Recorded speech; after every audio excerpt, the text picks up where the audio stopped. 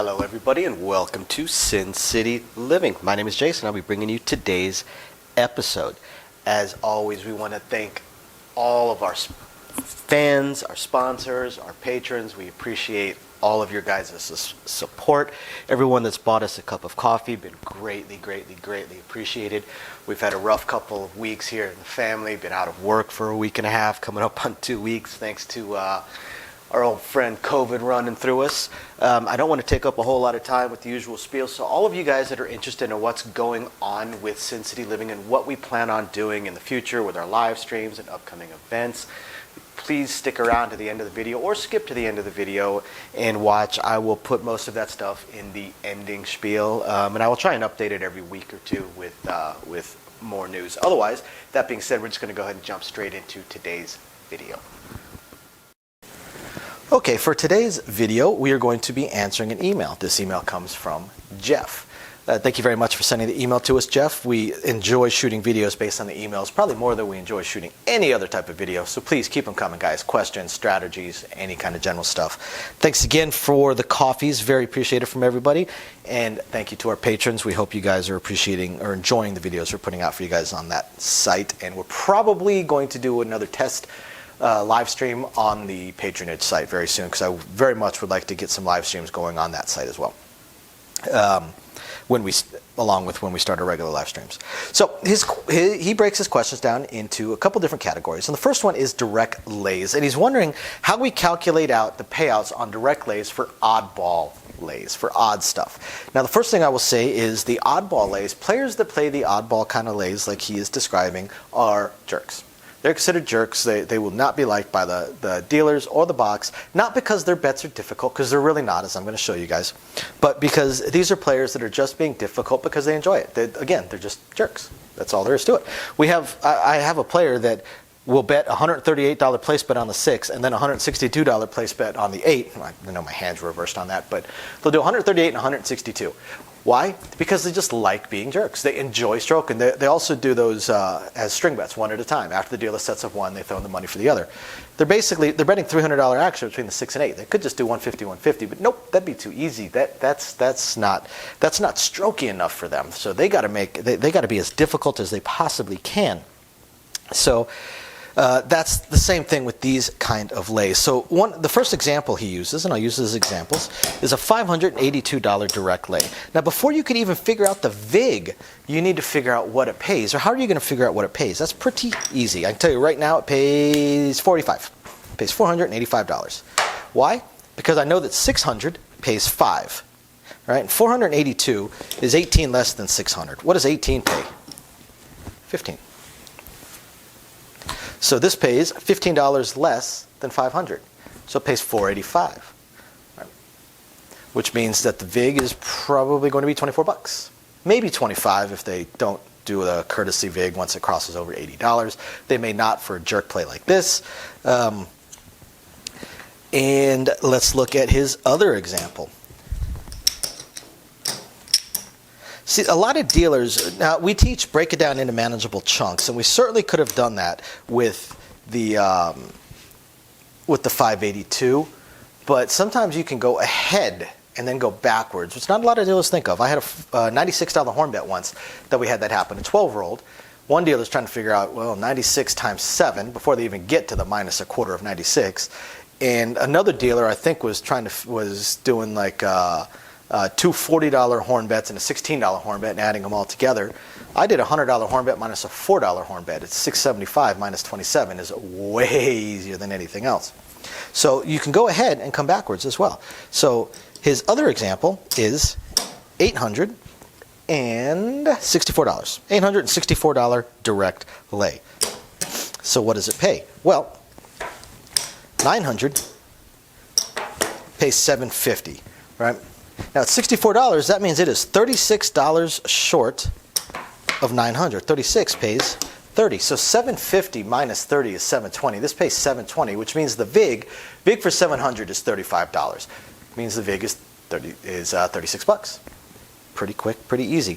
They are easy to figure out as long as, one, the dealer doesn't panic, and two, has a couple different tools in their toolbox. You can go ahead and then cut backwards like I just did. You could break it into different manageable chunks. There's other ways to pull it off. You could do it in other pieces as well. I mean, there's ways to do it. To me, the way I just did it is the absolute easiest, but everybody has different ways of doing things. They can be figured out very, very quickly. Every dealer is going to have a different strategy. His next question goes with crapless craps, yes or no. A good option or the variation from hell, and is it increasing in popularity? I got to say I'm neutral. I'm neutral on crapless craps. It changes the game. There's usually not a don't come, and you got different sets of odds on the new 4 numbers that you have to learn, and auto buys and things along those lines. I'm pretty ambivalent on it. I think it would be interesting to play it with, say, a power press or mid press strategy. Especially with the 2, 3, the 11, and the 12 thrown in there. The only downside to that is, let's say you're on even a $15 minimum bet table, pretty cheap, which you'll find out here, but not too many places with the crapless craps are super high limit. There's a few, don't get me wrong, there's a few places with crapless craps that are high limit, but a lot of the places I know of are definitely not the premier casinos. So you're looking at 96 across. Normally, you add those other 4 numbers in, and now you're looking at 156 across every shooter. So that's certainly a on that. Is it increasing in popularity? Not really. Not really. It's not decreasing either. It's a novelty. That's all it is. It's a novelty. There is absolutely zero chance it ever becomes the prominent craps game. It's not increasing popularity. It's not declining in popularity. People play it if it's where they are at. People don't go looking for it. And they'll only play it where they are at if it's the only option. I know some places where the regular craps table might be closed or might be full. But the regular craps is most definitely still the premier way. And that leads into his second question. Is he read somewhere that free bet blackjack and blackjack switch were invented by a guy. He gives the name. I'm not going to mention the names on the channel. And he's wondering if the inventors of variations get a commission from the casinos that offer them. Yes and no. See what happens. I'm sure you guys that watch this channel have played blackjack, and you've seen some of the side bets, or even in craps. But on blackjack, you see some of the side bets: the King's Bounty, the Royal Match, the Pair Square. On craps, you've got the all tall, all smake 'em all, all tall, all small, make 'em all. Fire bets, repeater bets, replay bets. There's all these different side bets, and when someone creates a side bet, they will be licensed to a casino. So every casino you see with side bets, every one of those layouts, the casino is paying a monthly commission for each individual one of those layouts that has the side bet. However, is the creator getting that money? Most likely not, because oftentimes when someone creates a new variation or a new side bet and it is intriguing enough that it actually lands in the casinos, it usually gets bought out by one of the companies that owns most of the games and most of the variations. They usually get paid a lump sum, and then these companies get their commission. It's honestly, it works out well for both, because a person trying to convince a casino to carry their side bet and then get the layouts made for the casino, and that kind of salesmanship of getting a casino, being a nobody and getting a casino to carry your side bet, and then getting layouts made, and then getting them to casinos and keeping track of all that and all that. I would bet that an individual person would not be able to get more than 2 or 3 of their layouts out around Vegas, whereas a company that's known for it just features it to the casino saying, hey, we've got this new variation, want to give it a shot, and next thing you know, they've got 250 layouts getting shipped out around the city. So yes and no. Now, procedures. Is it proper for a dealer to pay a winning bet with a losing bet? Abso-frickin-lutely not. Here's an example. Actually, I'll do it this way, because I could do it with the don't pass, but I'll do it this way. Winner 5. That's called paying with dirty money. Now, you're taught in blackjack to absolutely never do that. You're taught in general when you're dealing to never pay with dirty money. It goes back to basically to the superstitious players. You're giving them losing money. You're giving them losing bets money that lost, that's tainted by the loss. Now, does it happen, especially in craps, which is weird because craps is the most superstitious game? Yes, it does. Oftentimes, if it happens, oftentimes it's going to be because it's the same player. If you take another player's losing bet and pay player's winning bet, that's definitely paying with dirty money. It does happen, yes, but it's not proper. But if it's the same player, let's say you got a do-we-don't player, winner 7. You may see dealers do this. Dealers do that mostly because they're basically saying, "Hey, buddy, good job, you pushed for pretty much every bet." Or if it's a field bet, take the field. Now, the proper way is to come back to your stacks. But the thing is, you can pay with the money. Just like with blackjack, you were taught to take the losing money. All you have to do, you can keep it in your hand, come back and touch your chip rack. And then you can go out and pay with that money. At that point, it is clean. It's been brought back. So you can come back to your stack, tap your stack, and then go out and pay with it. Most dealers will bring it back to the stacks and they just grab a handful and keep going. Or they'll grab the losers with one hand and go out and pay the winners with the other hand. So that is both by the book and what is acceptable. The proper way is to not pay with dirty money. It doesn't happen from time to time, yeah. But it really is, there's really never a point where it's actually proper. Prop bets that lose and the player wants them back up. Okay. So, you got, say, an easy 10 comes and player throws in $10. That is absolutely proper, 100% proper. There's absolutely nothing wrong with doing that. Now, single zero roulette. Why do SR roulette dealers need special training? Now, keep in mind, I am not an SR dealer, nor have I been through that training, and not really a roulette dealer either. So I can only answer this based off the instructors that I worked with when I was teaching and the things that they would say.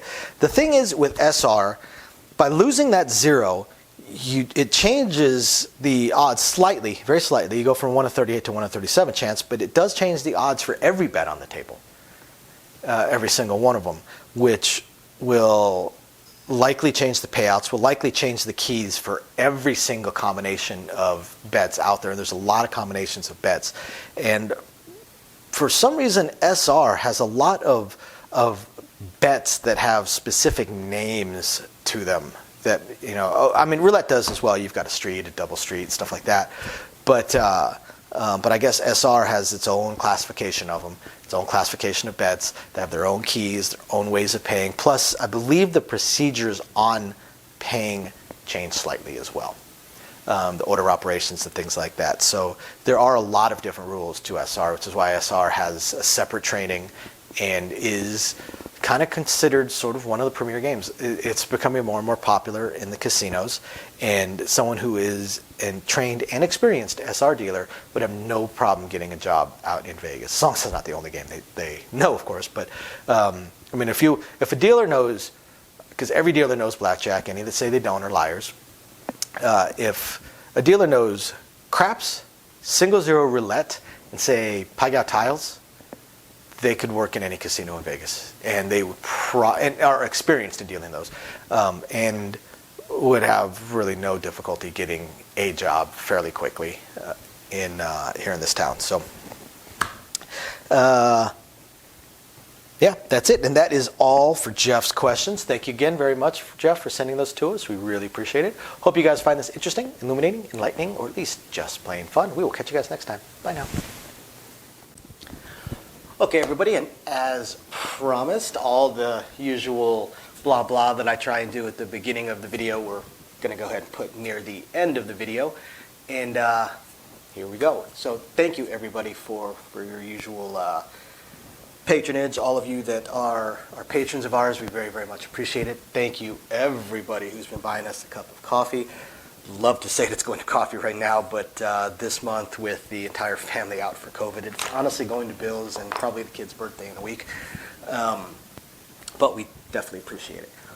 We're going to continue working on these live streams. I know you guys have seen some of them popping up. Just got to figure out the look of it and some of the audio was still giving me issues, but hopefully we'll be getting those live streams and the craps tournaments going as soon as possible. Really just going to depend on scheduling. My schedule changed, Amy's schedule changed, kids' school schedule is fun. So once we figure out exactly how all those schedules are going to work, we'll let everybody know. And otherwise, please continue emailing us with anything you would like to see videoed. And again, thank you everybody for tuning in. We appreciate every single one of you guys. We'll catch you next time. Bye now.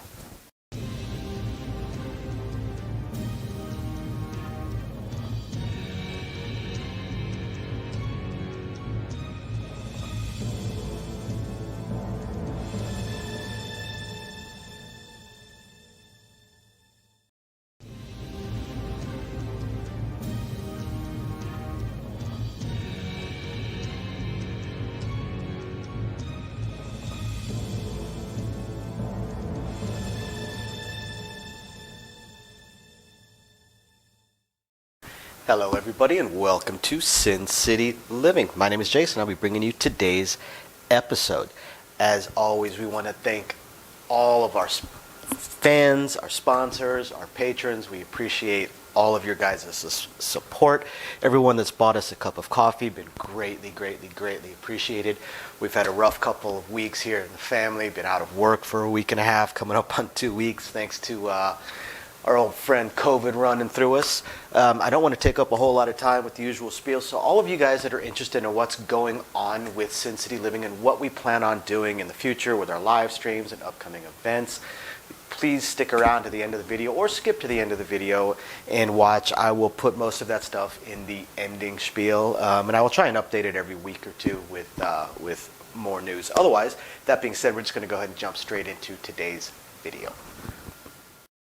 So for this video, we're going back, we're touching on a subject that we have filmed before with over 300 videos now on our channel. I know that people aren't watching every single thing we have when we have new people coming in. So we tend to touch on subjects, retouch on them, again, just for people that have most recently joined us.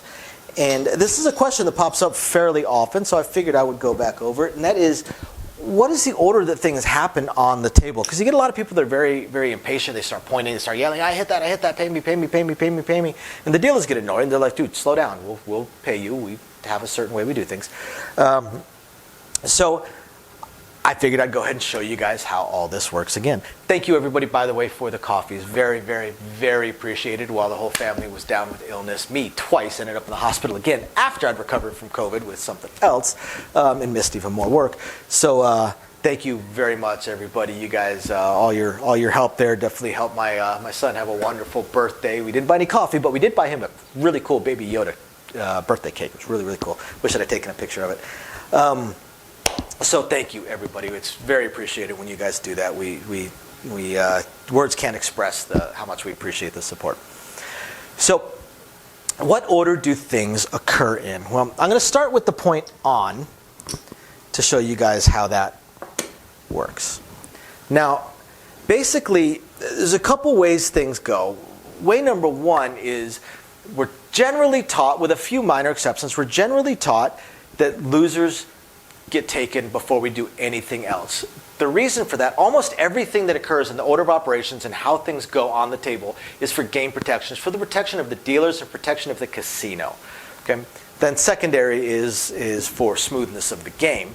So we always take the losers first, and the reason for that is once a decision has been made on a bet, win or lose, if the decision is a loss, we want to eliminate the temptation or the ability for people to kind of reverse pass post and pick up their bet after it has lost, which of course is cheating, of course is illegal here in the state of Nevada. But we just take it away by removing the losing bets. So should and I only set up one number, I'll use the 8 as an example.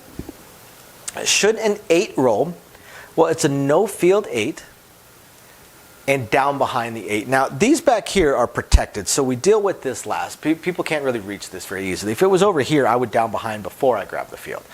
But generally, I'm going to take the field first because it's no field. The field loses. Then I'm going to go ahead and take care of this losing bet.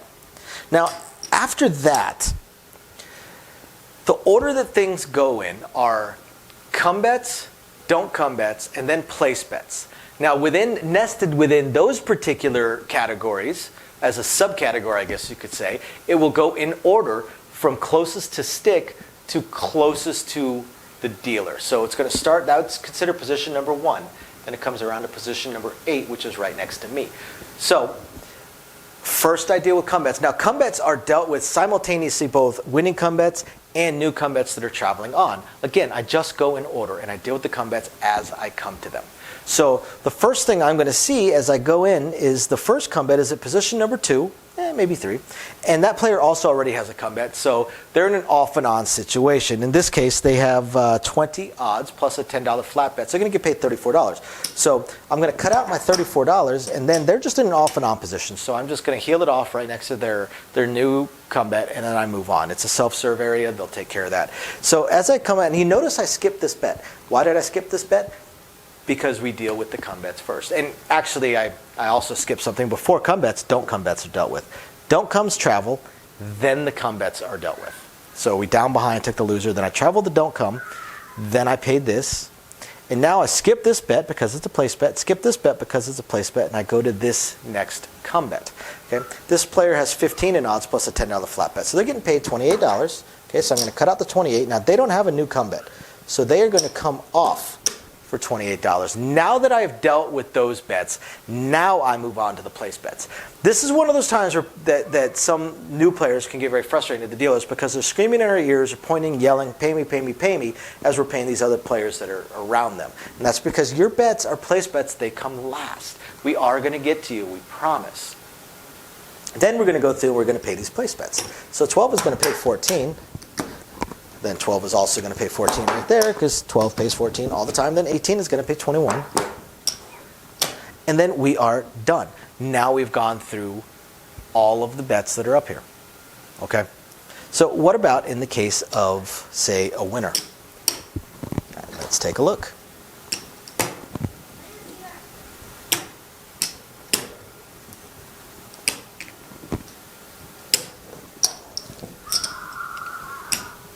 So let's give ourselves a couple more field bets. Okay. Now, what about in the case of either a 7-out or a winner? Either one.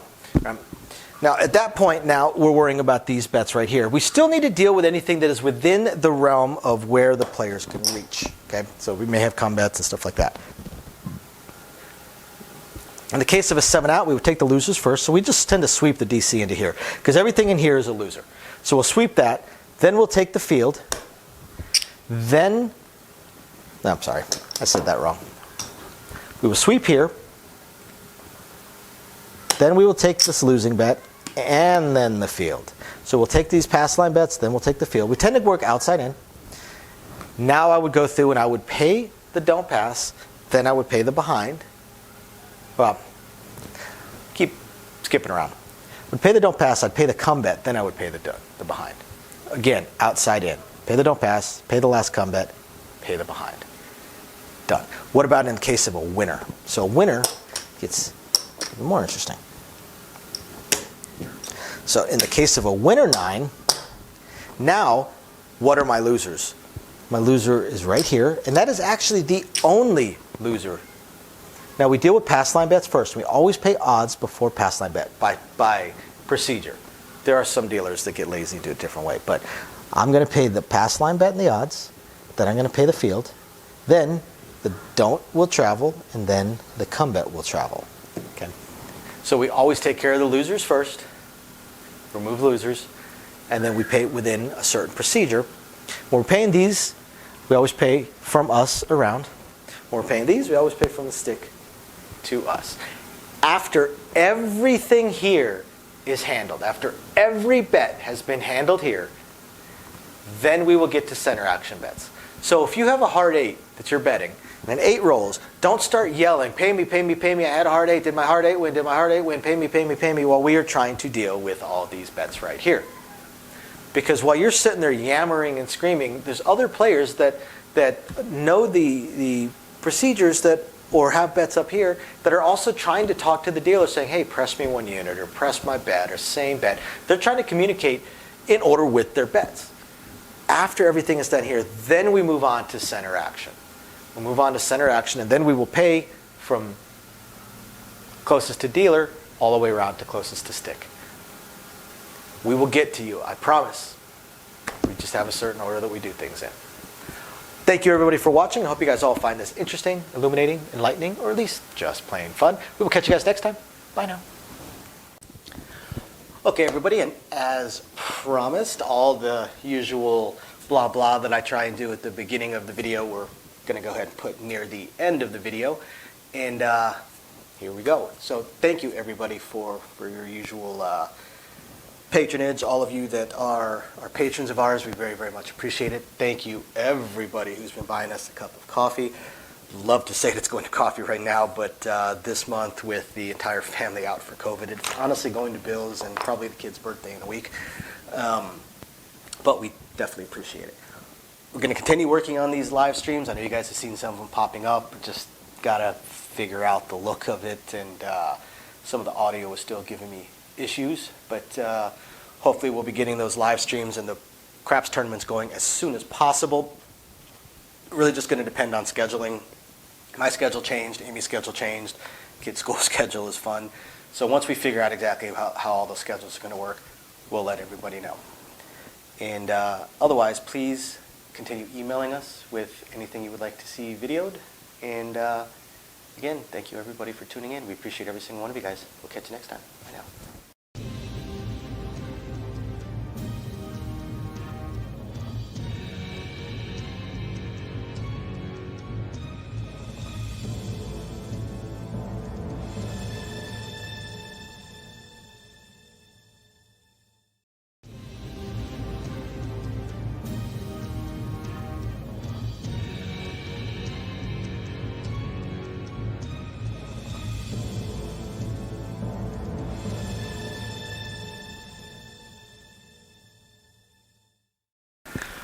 Welcome everybody to Sin City Living. My name is Jason and I'll be bringing you today's episode. As always, please hit those like and subscribe buttons. We have a ton of content for you guys coming out every single week, every single day generally. Occasionally miss a day like I did during the rodeo that is still ongoing right now. And I hope all of our patrons out there are appreciating the patron-only exclusive videos we're putting out with the dice class, putting one out every couple of weeks. And if you're curious about that, go ahead and check the description down below. Once I get this whole live stream thing figured out, I'm probably going to do a live stream on the patron site as well. One on the regular site, one on the patron site. I do have the new computer for it. Theoretically, I have everything ready. I'm just so busy currently with this rodeo. And one of our fans asked a question a little while back about ways to tip us, to show appreciation to us without having to sign up as one of our patrons. And at the time we did not have any way of doing it, but I have managed now to get us signed up with a site called Buy Me a Coffee. As I'm sure some of you guys have noticed from some of our videos, Louie and I are both pretty heavy coffee drinkers. So if you're curious about that as well, go ahead and check down below in the description as well. We would definitely appreciate any cups of coffee you're willing to pick up for us. And don't forget to email us with any strategies, questions, suggestions, anything at all. We love shooting those videos for you guys. I actually haven't gotten a new email in about 2 weeks. And also, don't forget, anybody that may be interested in one of the small Sin City Living neons that we have, just email us that as well, sincityliving.lv@gmail.com. Otherwise, going to go ahead and get into today's episode. So for this video, we want to elaborate on a quasi-question, I suppose, that was asked in one of the comments to one of our other videos. It's a subject that's been covered before, but we've covered most subjects at least once before in our, I don't know, I think we're at 400 videos, or really, really close. Things get lost back in the background noise, so I appreciate when people ask these questions, so it lets me know which things we need to circle back around and talk about again. And this one deals with the don'ts. So this question, let me bring up the comment, I had to snap a picture of it. So it says he did not think you could pick up your don't pass after a point is set. Okay, okay, let's look at this, because he says something else right after that. So once the point is set, regardless of what the point is, he says he was under the impression you could move it to the pass line, but you couldn't pick it up entirely. I bet you I know where that impression comes from. He was the shooter. That's my guess on where that impression comes from. The fact that you could pick it up and move it to the pass line bet once the point was established. My guess, because he was the shooter, because in order to shoot, you have to have either a pass line or a don't pass bet. Now, pass line bets, as we know, are contract bets. They're locked in once there is a point. Now, of course, I have people ask, what if the player just picks up their don't pass, because they're allowed to do that? They are absolutely allowed to do that. They're also absolutely no longer allowed to shoot. We would pass the dice to the next shooter, unless the player picked up their bet and put it on the pass line. Now they have a pass line bet. Now they can shoot, which is why the shooter won't be able to place the point on the line. They will have to put it on the pass line. But otherwise, if you're not the shooter, you can absolutely pick up your don't pass. The reason being is kind of twofold. The obvious and simplest answer is because, again, the don't pass is the direct opposite of the pass line. So with a pass line, you can always add to your bet, but you cannot make it smaller. It's a contract bet. So you could take your $10 bet, make it a $15 bet or $20 bet, but you couldn't then turn around a roll later and make it 15 again. So if you flip that around, that means you cannot add to your pass line bet, but you can make it smaller. Well, 0 is as small as it gets. So, of course, you can take up your don't pass bet. Now, why is that? The other reason, and the more intricate and mathematical reason why, is because it benefits the casino.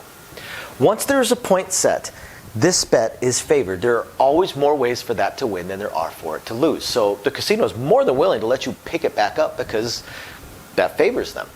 People that pick up their don't passes on the 6 or 8, they always make the dealers kind of chuckle. We get why. It's still not 50-50. You are still the favorite, but it's a less likely favorite. So, and some people will pick it up because they want to switch to the light side.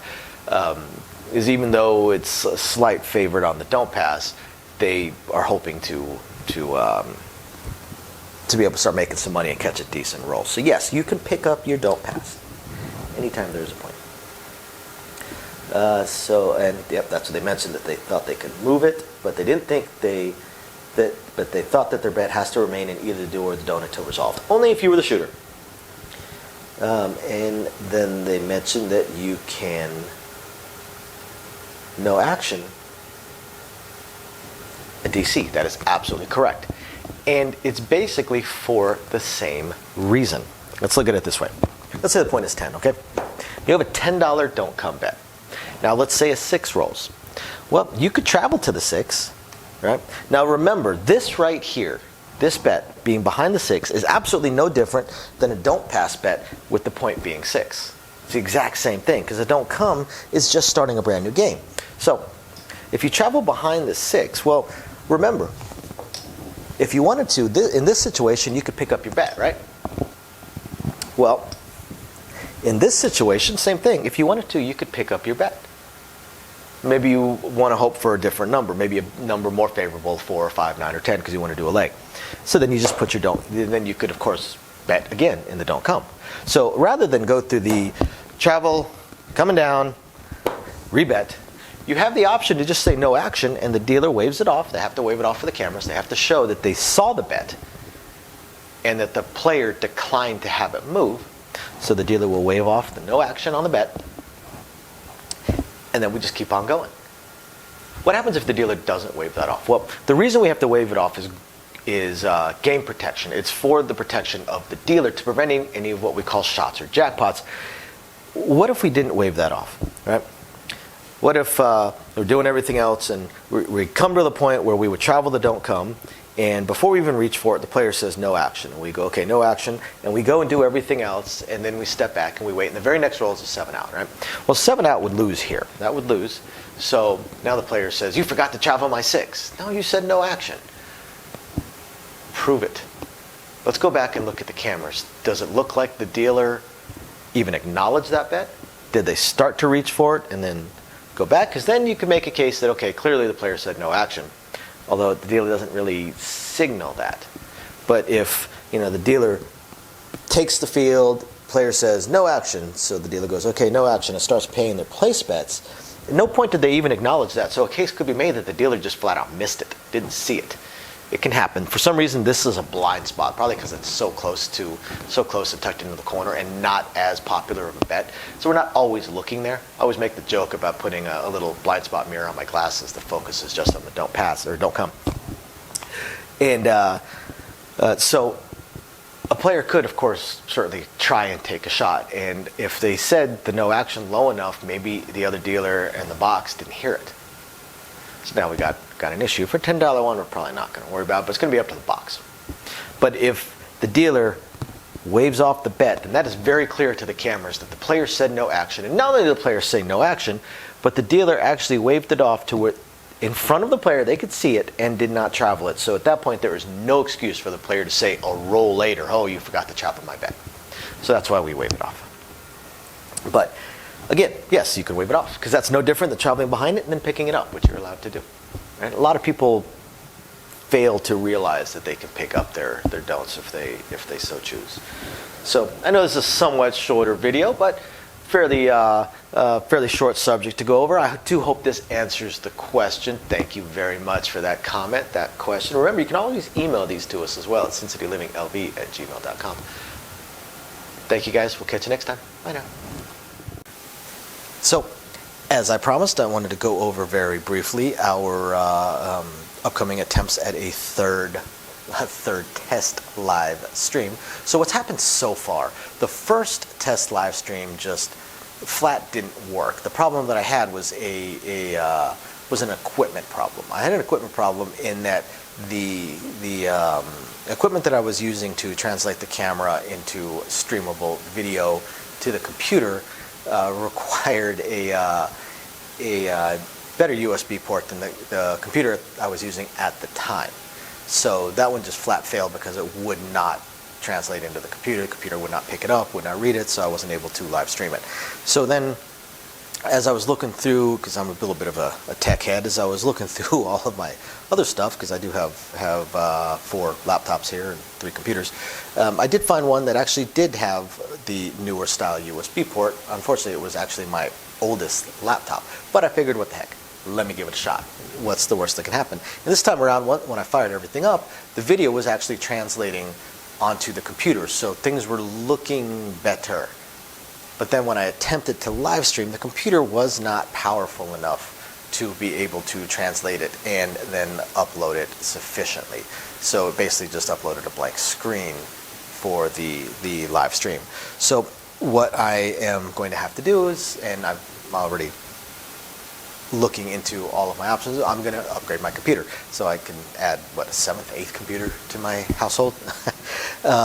And I'm going to go much, much higher, and I'm going to get a computer that is far more than I need for this, far, far, far more powerful than I need for this. That way, any future upgrades that I may do, the computer will be able to handle it. So unfortunately, this computer is going to cost me about 25% more, about 25% of what I've already laid out in all the equipment for this channel. So it wasn't something that I could just instantly buy. I'm probably looking at Black Friday or Cyber Monday. So hopefully I have it within the next couple of weeks, and then I'll do another test live stream and see if I can go from there. So I will definitely do at least one weekly live stream on our Patreon because they're the ones that are really helping us get this computer. And the other equipment that I'm going to get, because I figure if I'm buying the computer, I might as well buy the most high-end capture cards and things along those lines, get everything as good as possible, and then hopefully eventually get a better microphone for you guys. So yeah, that's where we stand on the live stream. As soon as I have the computer and I do the test, which will be in a few weeks, like I said, I've got to order it in a week or two, then I have to wait for it to ship. Plus we have probably the biggest event of the year coming up, the NFR National Finals Rodeo. So I'm basically working 2 weeks straight, as is my wife. So not going to have a whole lot of time. But once we get all that under control, then we'll figure out. There's been some schedule changes to myself, some schedule changes to my wife, and some upcoming schedule changes to my wife as well. So hopefully we can get all the scheduling figured out so I know when I'll be able to live stream as well. My initial plan of Thursdays at 6 o'clock is already out the window. I'm at work at that point now. So we will get it all figured out, and we will let you guys know, I promise. And otherwise, I hope you guys have found this interesting, enlightening, illuminating, or at least just plain fun. And we will catch you guys next time. Bye now.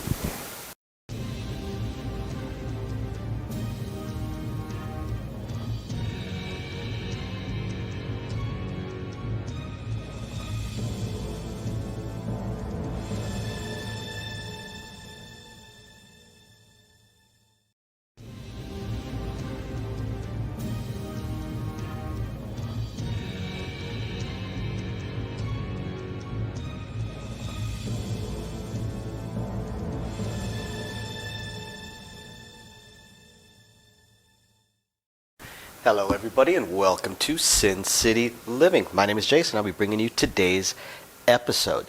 As always, we want to thank all of our fans, our sponsors, our patrons. We appreciate all of your guys' support. Everyone that's bought us a cup of coffee, been greatly appreciated. We've had a rough couple of weeks here in the family, been out of work for a week and a half, coming up on 2 weeks, thanks to our old friend COVID running through us. I don't want to take up a whole lot of time with the usual spiel, so all of you guys that are interested in what's going on with Sin City Living and what we plan on doing in the future with our live streams and upcoming events, please stick around to the end of the video or skip to the end of the video and watch. I will put most of that stuff in the ending spiel, and I will try and update it every week or two with more news. Otherwise, that being said, we're just going to go ahead and jump straight into today's video. What's going on, guys? I'm Louie here from Sin City Living, and today I'm going to be going over poker. Specifically poker hands, okay? And why knowing the poker hands transfers over to being able to deal any of the poker variants. As long as you know the rankings and the hands of poker, you can deal any of the poker variants. You have your Ultimate Texas, you got your 3-card, you got your Payouts, you got the face-up Payouts. What else do you have? You have Crazy 4, Wild 5, Mississippi.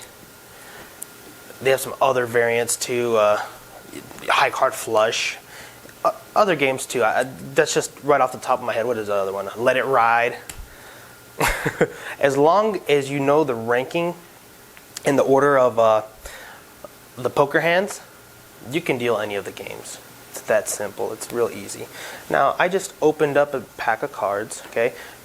More often than not, if you get like a pack of Maverick or Bicycle or any of those cards, they give you the jokers and they give you their card with their brand, and then they should give you a separate card explaining the rankings of the poker hands.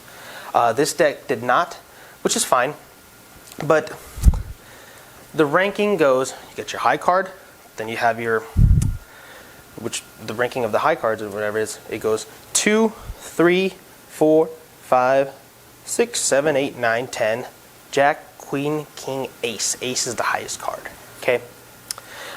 Suit doesn't really matter until you get like a flush and above, okay? Like what I mean by that is a flush or straight flush, royal flush, then that's when suits come into play. Or if you're playing high card flush.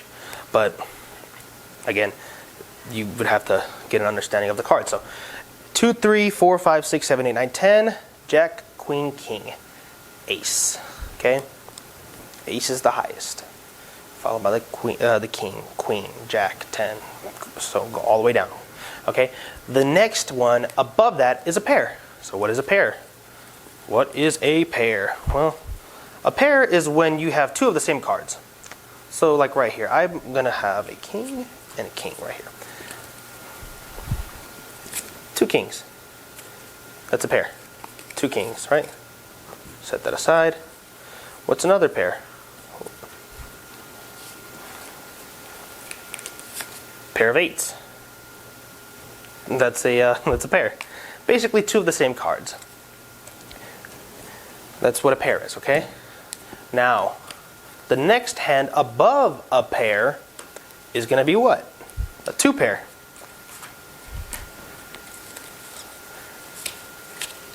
I've got kings. I've got 8s. Doesn't matter what they are. I got the 2 pair. Now, one thing I didn't actually go into in terms of pairs is the highest pair wins in terms of rankings, right? So if I have a pair of 8s and somebody has a pair of aces, the pair of aces is going to be higher than my 8s, okay? So then that's when the ranking and the order of the high cards come into play, okay? So like I have a pair of kings, somebody has a pair of 8s, my pair of kings beats that pair of 8s. Now we go into the 2 pair, which is the 2 pair. Let's say I have kings and 8s. Now what would beat that?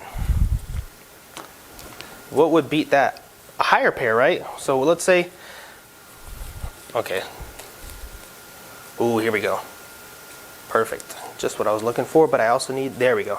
I need that too. Okay. Boom, perfect. So let's say I have queens and jacks, right? That's a 2 pair, right? Queens and jacks. Now, is it better than my kings and 8s? No, it's not. It's not better. Yeah, both of these hands, or this hand is better than my pair of 8s, right? The queens are higher, the jacks are higher, they're both higher than my 8s. But the kings trump that. Why? Because it's higher than both of them. Okay? Now, let's say I had something like this. Perfect. Perfect. Set those aside. Now I have a pair of deuce, pair of 2s, and pairs of aces, right? Would that beat my kings and 8s? The 2s are lower than my 8s, but the aces are higher than the 8s and the kings. So the aces and the 2s wins. Okay? My 2 pair is higher than his. The ranking of the cards. What comes after a 2 pair, you say? Boop. Well, it is a 3 of a kind. A 3 of a kind is higher than a 2 pair. Okay? What is a 3 of a kind? 3 of the same cards. That is a 3 of a kind. I have 3 8s. 8, 8, 8. Okay? Let's see. 8, 8, 8. What else do I have right here? Perfect. I need these. King, king, king. 3 kings. It's a 3 of a kind. Any 3 of the same cards, that's a 3 of a kind. Okay? 3 of a kind is higher than a 2 pair, higher than a pair, higher than the high card. Now, again, the rankings of the cards trumps the same if they're the same. If you have the same hand. So if I have 3 of a kind with 8s and I have a 3 of a kind with kings, the 3 of a kind with kings beats the 3 of a kind with 8s. What would beat a 3 of a kind with kings? 3 of a kind with aces. That would win. That's the highest 3 of a kind you can get. Okay. What comes after a 3 of a kind? Well, we're going to get to that. And I'm going to use a couple different I need a 4. A foe. Give me a foe. 2 works. Perfect. That works. Boom. Okay. Well, actually, I need a 6 as well. Give me that 6, baby. Give it to me, baby. There we go. Cool. So I'm going to set those aside. Boom. So a straight is whenever your cards align and they add up, they follow order, right? 2, 3, 4, 5, 6, right? That's what I got. 2, 3, 4, 5, 6. I don't know if you guys can see. 2, 3, 4, 5, 6, right? That's a straight. What's another straight? 6, 7, 8, 9, 10. And then what comes up, jack, queen, king, 10, jack, queen, king, ace. That's a straight. Anything that follows the order. The 5 cards that follow the order. Boom. That's a straight. Now, I know this is going to get a little tricky in terms with the ace, because the ace is the highest card, but you can also use it as the lowest card too when you use it in a straight. So if I have 2, 3, 4, 5, I plug that ace in there, and now that ace is a 1, and it is no longer the highest card, it's the lowest card. So that gets a bit tricky, okay? So let's say I have a straight with ace, 2, 3, 4, 5. And let me grab this. I need that. I can use this. Phone call in the middle of the video. Meh, don't worry about it. Okay, and a 10. Perfect. Huh. I don't want to use the same suit because that can get a little tricky. Okay, there we go. So,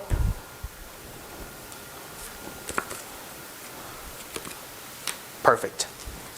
So, ace, 2, 3, 4, 5. The ace is the lowest card, but it's still a straight, right? 1, 2, 3, 4, 5. Now, I can also use the ace to be the highest card again. I have 10, Jack, Queen, King, Ace, and now it's the highest card again. So what beats a straight in terms of like of a higher straight, right? If I have 2, 3, 4, 5, 6, if I have 3, 4, 5, 6, 7, I win. The next higher card wins. So again, it comes into the ranking of the hands again of the high card. So what beats a straight? A higher straight, right? Now what is above a straight? Well, we have a flush. A flush beats a straight. Now, what is a flush? A flush is a card with the same suit. What do I mean by the same suit? Well, 5 cards of the same suit. What are your suits? You have diamonds, you have your hearts, your spades, and your clubs. Those are your suits. So I'm gonna just grab, that works. Perfect. Cards of the same suit. As long as I have 5 cards of the same suit, that is a flush.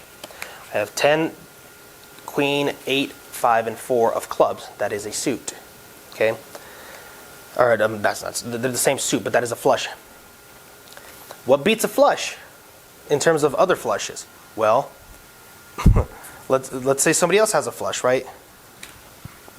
Is the suits a is there any suit that trumps, you know, the other suits? Depending on the variant of poker, usually sometimes spades or hearts, depending on the variant of the poker you're playing. But overall, it does not matter. Whatever, let's see, so if I have a flush, ooh, right here, perfect. Perfect, this works. Boom. And I need one more. Perfect. Right here. So I had these, right? I had the 10, Queen, 8, 5, and 4 of clubs, right? There's no specific suit that beats the other suit, but the highest card will. Again, the rankings of the hands, right? I have a flush, but I have an ace in there. The ace is the highest card. So then, that's how I win. the highest flush. The highest flush wins, okay? Or the highest card from the flush wins. Okay? That's how it works. It's kind of strange. It takes time getting used to, but once you start seeing it and thinking about it, but once you get it down, it's easy and you don't really think about it. What is higher than a flush? A full house. Now, what's a full house, you ask? Otherwise known as the boat. I got the boat. I got the boat. Hear that all the time. Oh, I got a boat. Boop, boop. A full house is a, oh, I need these. There we go. Is a 3 of a kind, right? With a pair. That's a full house. That is a full house. A 3 of a kind with a pair. Now, what wins in terms of what full house beats another full house? How'd you ask? Now I need to go rummaging through these cards and see what I find. Perfect.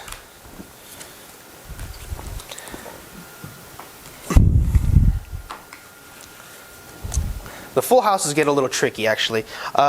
So I had 8s and 7s, right? That's a full house. What would beat that?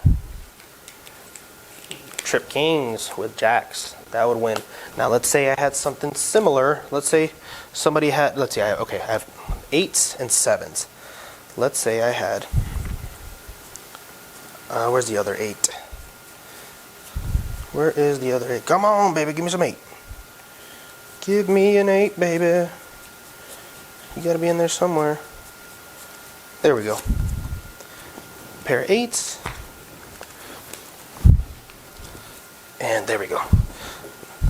So if this person had their 8s and 7s, right?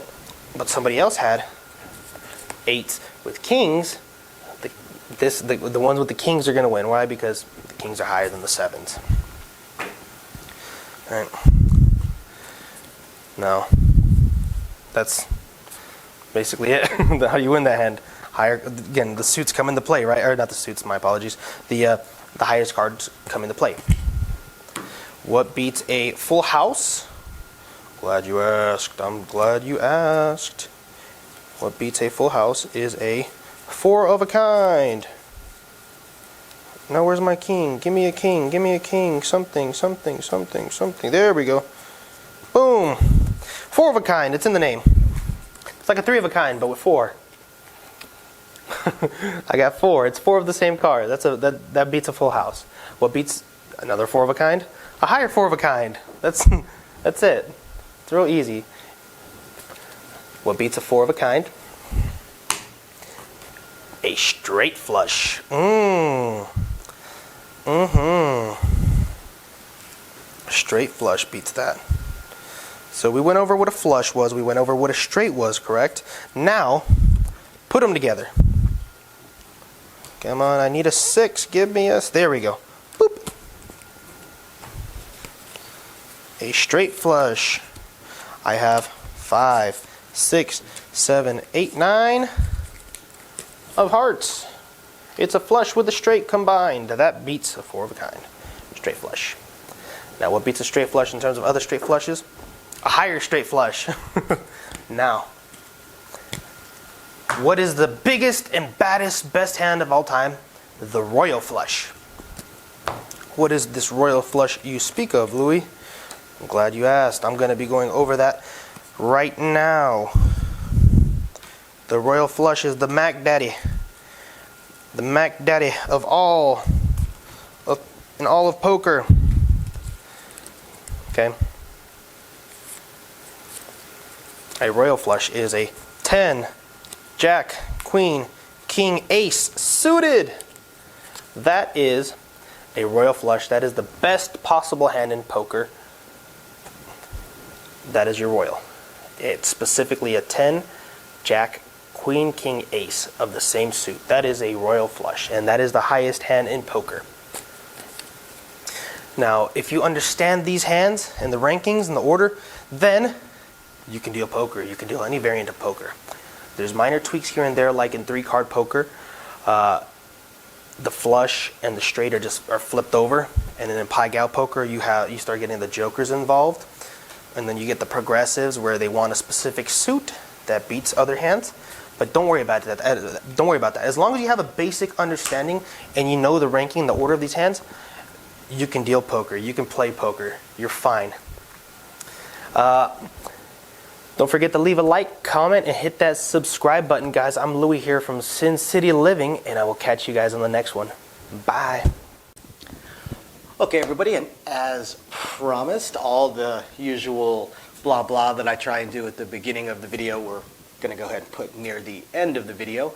And here we go. So thank you, everybody, for your usual patronage. All of you that are patrons of ours, we very, very much appreciate it. Thank you, everybody who's been buying us a cup of coffee. Love to say that it's going to coffee right now, but this month with the entire family out for COVID, it's honestly going to Bill's and probably the kid's birthday in a week. But we definitely appreciate it. We're going to continue working on these live streams. I know you guys have seen some of them popping up. Just got to figure out the look of it, and some of the audio is still giving me issues. But hopefully we'll be getting those live streams and the craps tournaments going as soon as possible. Really just going to depend on scheduling. My schedule changed, Amy's schedule changed, kids' school schedule is fun. So once we figure out exactly how all those schedules are going to work, we'll let everybody know. And otherwise, please continue emailing us with anything you would like to see videoed. And again, thank you everybody for tuning in. We appreciate every single one of you guys. We'll catch you next time. Bye now.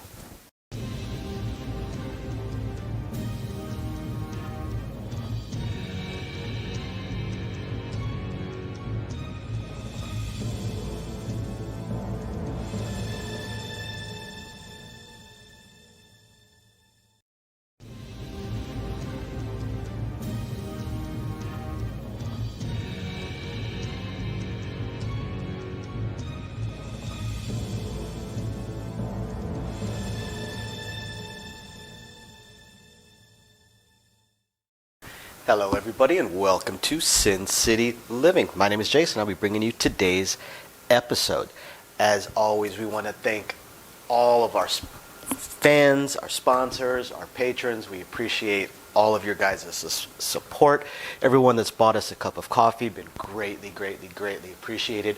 We've had a rough couple of weeks here in the family, been out of work for a week and a half, coming up on 2 weeks, thanks to our old friend COVID running through us. I don't want to take up a whole lot of time with the usual spiel, so all of you guys that are interested in what's going on with Sin City Living and what we plan on doing in the future with our live streams and upcoming events, please stick around to the end of the video or skip to the end of the video and watch. I will put most of that stuff in the ending spiel, and I will try and update it every week or two with more news. Otherwise, that being said, we're just going to go ahead and jump straight into today's video. So for today's strategy, we want to look at some of the regression strategies that are out there. We want to look at one in particular. This one is kind of ballsy depending on how you play it, but it can also pay out pretty darn well. Thank you, by the way, everybody, for the coffees. Those tips of those signs of appreciation for you guys were absolutely huge through January, and we hope to be able to start showing you guys some of the coffees we've been buying, because we're going to start buying coffees again now that we've caught back up. But in January, you guys helped us out greatly with our bills while we were all down with illness, so very much appreciated. Thank you. Now, what are we looking at with this? There's all kinds of different regression strategies. Most of them start out larger and go smaller or come off the point entirely. But in this one, we're going to look at, say, a $15 minimum bet table. I usually do a 10. I want to mix it up. So we're going to look at, say, a $15 minimum bet table. Okay. So we would look at either, depending on the point, either 81 across or 96 across including the point, or 78 across depending on what the point is. It's either 78 or 81, or 96 across including. Now, if you're not the shooter, you might as well include the point. Don't bother with the pass line. And now there's a couple different ways. There's numerous different ways to play this. So we've featured the video before of the triple hit, the 3 hits and down, and that's kind of a version of it. There's also some other variations of it. Now we're going to look at this in 2 different variations. We're going to look at this as a single hit and a double hit. And what it is, the way it works with this particular strategy is you power press the first hit and come completely down the second hit. Although you could just drop back down to table minimum if you like. Okay, you're basically looking for just a couple of numbers to hit twice, and you're okay. You're sitting pretty good. So let's look at the 6. So now we're looking at a power press, and you have to decide if you want to throw more money in or if you just want to press all the way. So 18 pays 21. What that means is right here we have $39 at play. Now if we do a true power press, you would throw in $3 more. You would throw in $3 more, and you would end up with 42. Now, the second time it hits, you say, take me down. Take me down entirely. You paid 50 for one.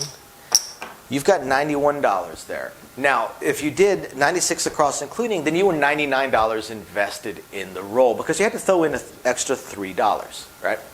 So you've got $96 sitting there in front of you. Let's look at a different one. Let's say the 5 or 9 hits. You say, you know what? Take me all the way up. Power press me. Take me to 36. You got it. And then the second time it hits, you say, take me down. You have $86. Just off 2 hits. So really, any 2 numbers hit twice, and you have made back your initial investment, and you are ahead. You have put extra money into your bankroll. The other option is that you regress it down back to a table minimum. It means you don't bank quite as much, but you're basically resetting and trying it again. What about the 4? Well, with the 4, it's either going to pay 27 or 29, depending on where you're at. Right? Throw in the extra $1 or $3, take yourself up to 45. And then the second time it hits, you throw in the $2, and you say, take me down. You're going to get paid 90, so we'll do 100 for 10. You've got 135 there. It's not too bad. Not too bad at all. Or you take it back down to the table minimum. You bank 120. You would bank 120 on the 4 and 10. And you did have to throw in a little bit of extra money here and there, but just on the 4 and 10, you're golden. You are once again even for what you've put in, plus have made a little bit. If you on the 6 and 8, if you just take it back down to table minimum, you're going to bank $73. You can put $73 up into your rack. And on the 5 and 9, if you take it back down to table minimum, you are going to make $71 into your bank. So again, even if you don't regress fully, but regress down to table minimum, any two numbers that hit twice, you have banked extra money. You have paid for your initial investment and banked extra money. Now, it requires numbers to hit twice, but it happens. It definitely happens. So that can make it interesting. Now, if you're even bolder, you do a double hit. You don't go for a triple hit. You just do a double hit. You do a double hit. So right here. So again, we are $96 invested into this roll, right? $96 invested. Now we're going to look at just these three numbers. Okay. $96 invested. Well, this hits. The 6 hits, you throw in the extra $3, so now you're $99 invested, and you take your bet up to 42. Take it up to 42. Now, the second time it hits, if you're doing a 2 hit, the second time it hits, you're going to go up to 90. So you actually get $1 back, so now you're only 98 invested. Now, if it hits again, this time you come down. And you're going to come down with $195. $195. So even if you went back to the table minimum, you're still banking $177. So now, if any number hits 3 times, 2 power presses, and then a take me down, you are paid back for your initial investment, and you have banked a pretty solid amount of money, almost $100, right? What about the 5 and 9? So the 5 and 9, we do the same thing. First time you go to, grab the wrong checks. First time you go to 36. First hit. Second hit, you go to 86. Now the third hit, you come down. The 86 will pay you 120. So now you come down with $206. It requires the 5 or the 9 to hit 3 times, but you come down with $206. Or you come back down to table minimum and you come down with $191 that you were banking into your rack. Pure profit. And now what about the 4 and 10? So you throw in whatever money you need to throw in, be it $1 or $3, to bring yourself up to 45. Then the next time around, you throw in the $2, and you take yourself all the way up to 135. This is a $7 VIG, right? But it pays $270. You come down,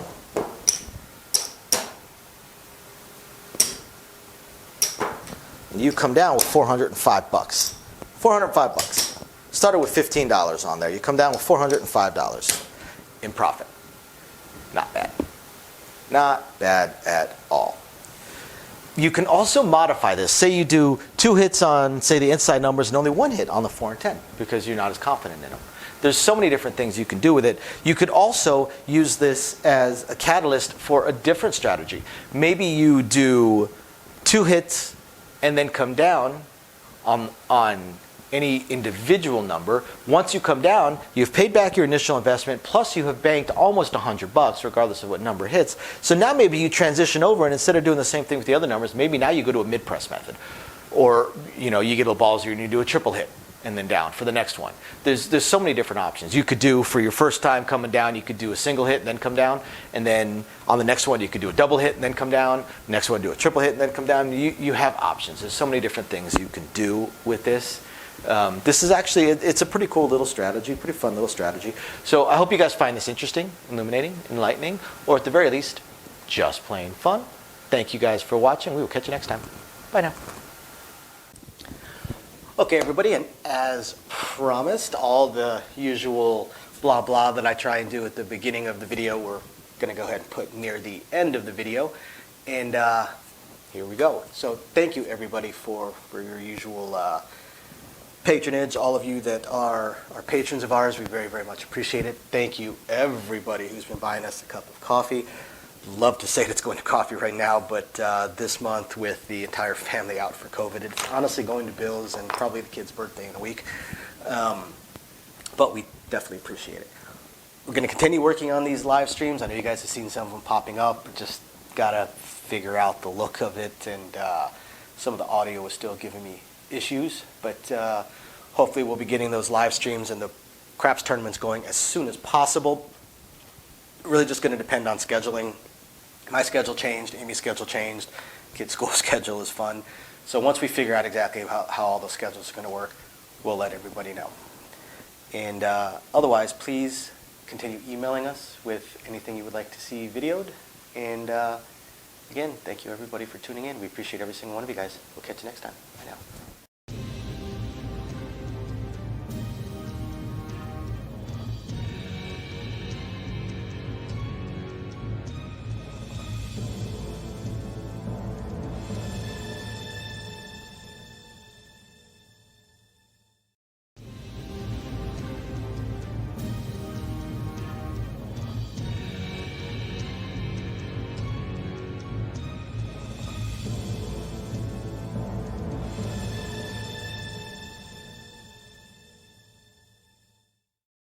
Hello, everybody, and welcome to Sin City Living. My name is Jason. I'll be bringing you today's episode.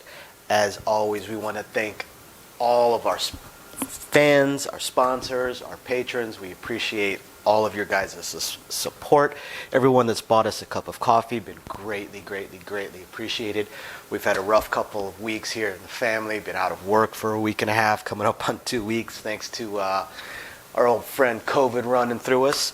I don't want to take up a whole lot of time with the usual spiel, so all of you guys that are interested in what's going on with Sin City Living and what we plan on doing in the future with our live streams and upcoming events, please stick around to the end of the video or skip to the end of the video and watch. I will put most of that stuff in the ending spiel, and I will try and update it every week or two with more news. Otherwise, that being said, we're just going to go ahead and jump straight into today's video. What's going on, guys? I'm Louie here from Sin City Living, and today I'm going to be going over how to practice and the materials you need or should have to better your dice game. Not everybody has access to a full-size layout and table and all kinds of chips and lammers and pucks and all the kind of equipment we have access to. Not everybody has access to that. But I'm going to be going over the affordable and easiest way you can practice at home. So everybody, I'm sure, especially if you're in the casino business, has at least like one of these cases, okay, of poker chips. They come with like with these little dice. They come with the cards. And you can get like a pretty cheap set of the plastic chips at your Walmart or even like a pharmacy, like I think Walgreens has them. You can get them for like $20. Okay, you can get a poker set, get your cards, your dice, your chips, all that good stuff. They come with these little dealer buttons and whatnot, little smooth dice.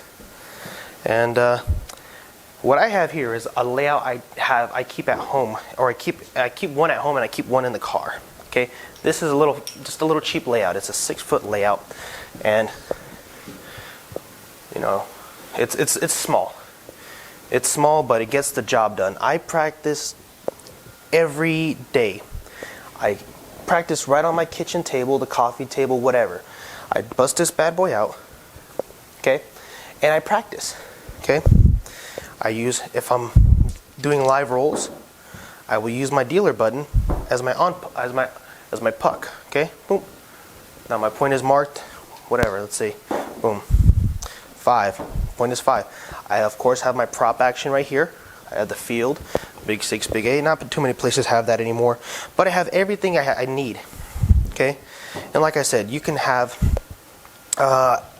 or you can use the chips that you get from those little cheap plastic poker sets. That was what I started out practicing with, and then of course I upgraded and bought some higher quality chips when I was able to. But I fold this bad boy up, put it away. Every day I practice, I bust this bad boy out, use half a side, I'll switch sides, I'll work both bases, and I'll just set up my crosses. So this layout itself I bought off of Amazon, I want to say maybe 4 years ago, 3 or 4 years ago. I bought it for, I think, $8 or $10, okay? It was not expensive, and I think that shipping, I have Prime, so I didn't have to worry about shipping, okay? But you can use this to set up your crosses, work your prop action, all that good stuff, okay? Okay? You can fit 4 players per number.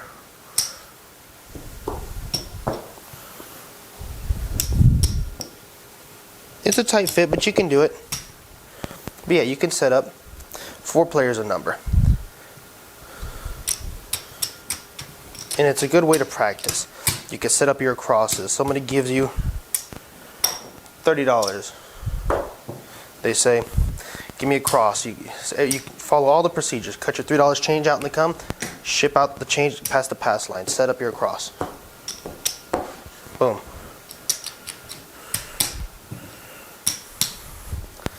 Practice your presses. Set everything up. Practice. Start from the 4 and 10. 5 pays 9. Go into 10. Then you go to the 5. 5 pays 7. Go into 10. $2 change. 6. 6 pays 7. $1 change. Go into $12. Talk your game out. Everything I'm doing is simultaneous. I'm pressing and talking and giving the change out. I'm doing it all at the same time. I'm going through the come. Cut out money every time. On the 8, 6 pays 7. Go into $12. $1 change. Set it up. 5 on the 9 pays 7. Go into $10. $2 change. 5 on the 10 pays 9. Go into $10. $4 change. Set it up. Practice your crosses. This is how you get better. Okay? Practice your press moves. It's very inexpensive. Like I said, you can get one of these whole little $6 layouts, or the 6-foot layouts, for about $10. Okay? It's got everything you need. Then you get your set of poker chips for $15-20 at a little cheap set at the Walmart or CVS pharmacy or wherever. You can even order a set online. Okay? It's very inexpensive, and it's going to help you so much just practicing your crosses. That's a lot of people struggle with their crosses. This is a good way to practice. 32 across, boom. Right there, you're done. That's actually one thing that's not practiced enough. Setting up your crosses. 64 across, boom, boom, boom, boom, boom, boom, boom, boom. Right?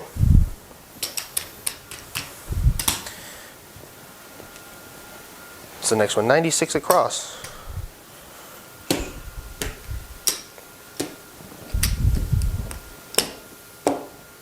You're done.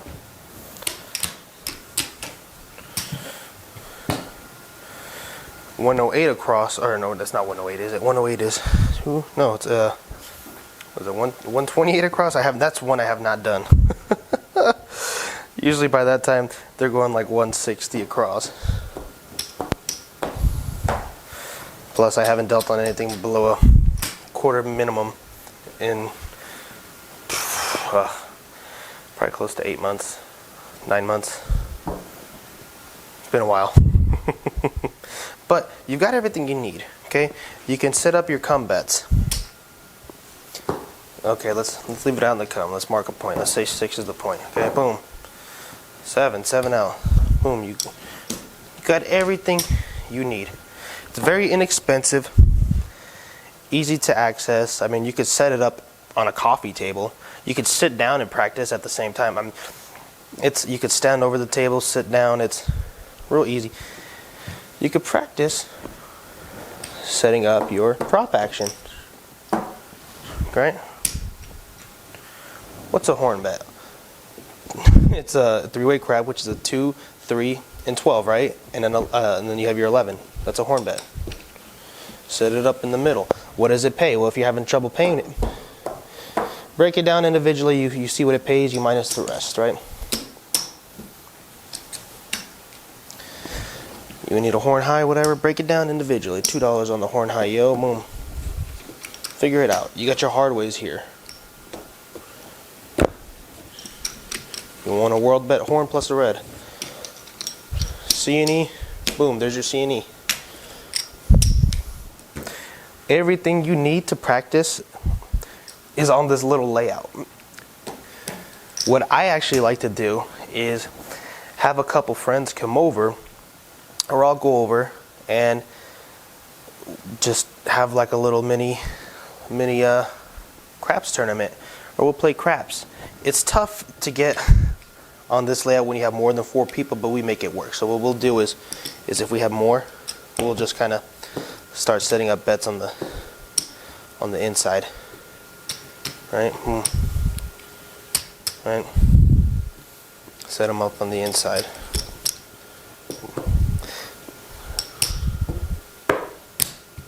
It's a little strange, but it'll strengthen your game. Yeah, and then the same thing with the dice. Like I said, more often than not, you get the little cheapy plastic dice that are rounded. You get them with the poker set. And same thing with this, the dealer button. You can use that as your puck. It's real easy. Very inexpensive, I want to say. My cheapest setup that I have at home in terms of practicing craps would be it's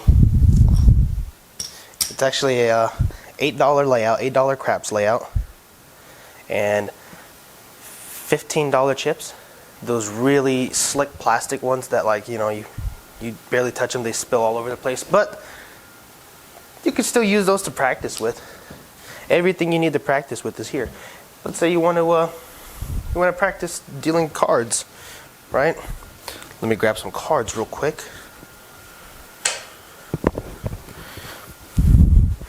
All you really need is a felt. I mean, it makes it a lot easier when you're practicing shuffling. If you're dealing, you want to practice your shuffling because you got that little bit of grip, right? Maybe you're pitching. Maybe you're placing, right? Maybe you're placing cards down. Boom, boom. Maybe you're practicing your sweep. This layout's good for anything. You flip it over, and it's got a blank canvas. You can use it for all kinds of things. I use these little cheap felts for all kinds of things. Like I said, I practice my blackjack. I practice my poker, craps, whatever. Whatever I need to use to practice is all right here. Chips, button, cheap dice, layout. It's very inexpensive. To be a good craps dealer, better your game. And even if you're not a craps dealer, let's say you're just a player and you want to practice. You want to practice a strategy you had, or maybe you want to have like a little craps night with a group of friends or something, a little poker night or casino night. Very inexpensive, right? Like I said, the cheapest setup I have at home is $8 layout, $15. It costs less than $30. It's that simple. Costs about $25, give or take, with taxes and whatnot. Super affordable, super easy. When you're done, you want to put stuff away. Just put your chips back, right?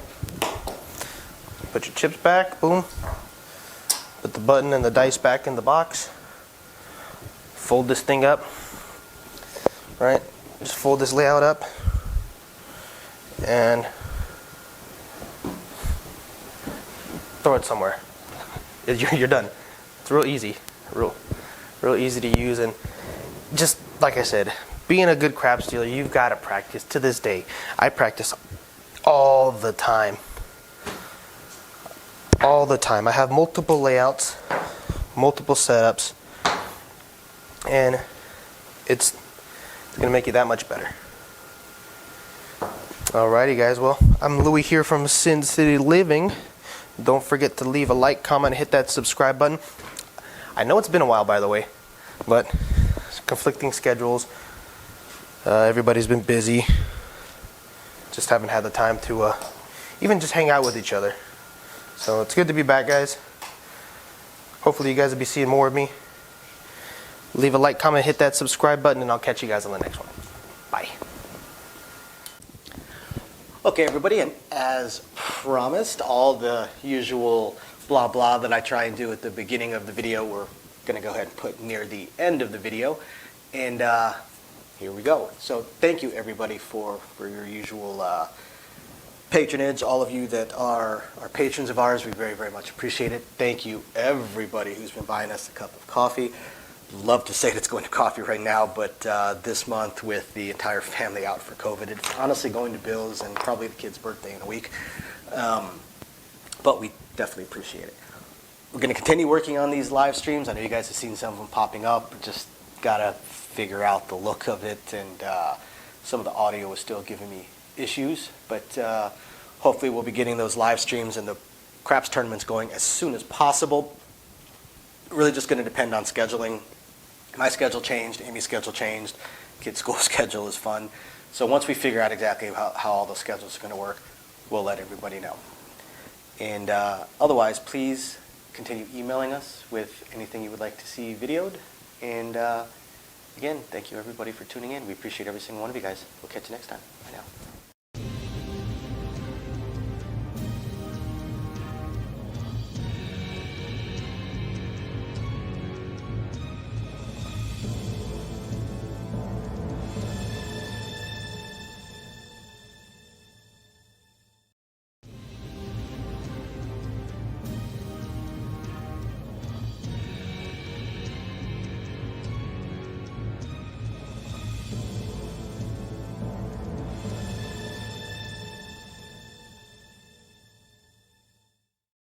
Hello everybody, and welcome to Sin City Living. My name is Jason. I'll be bringing you today's episode.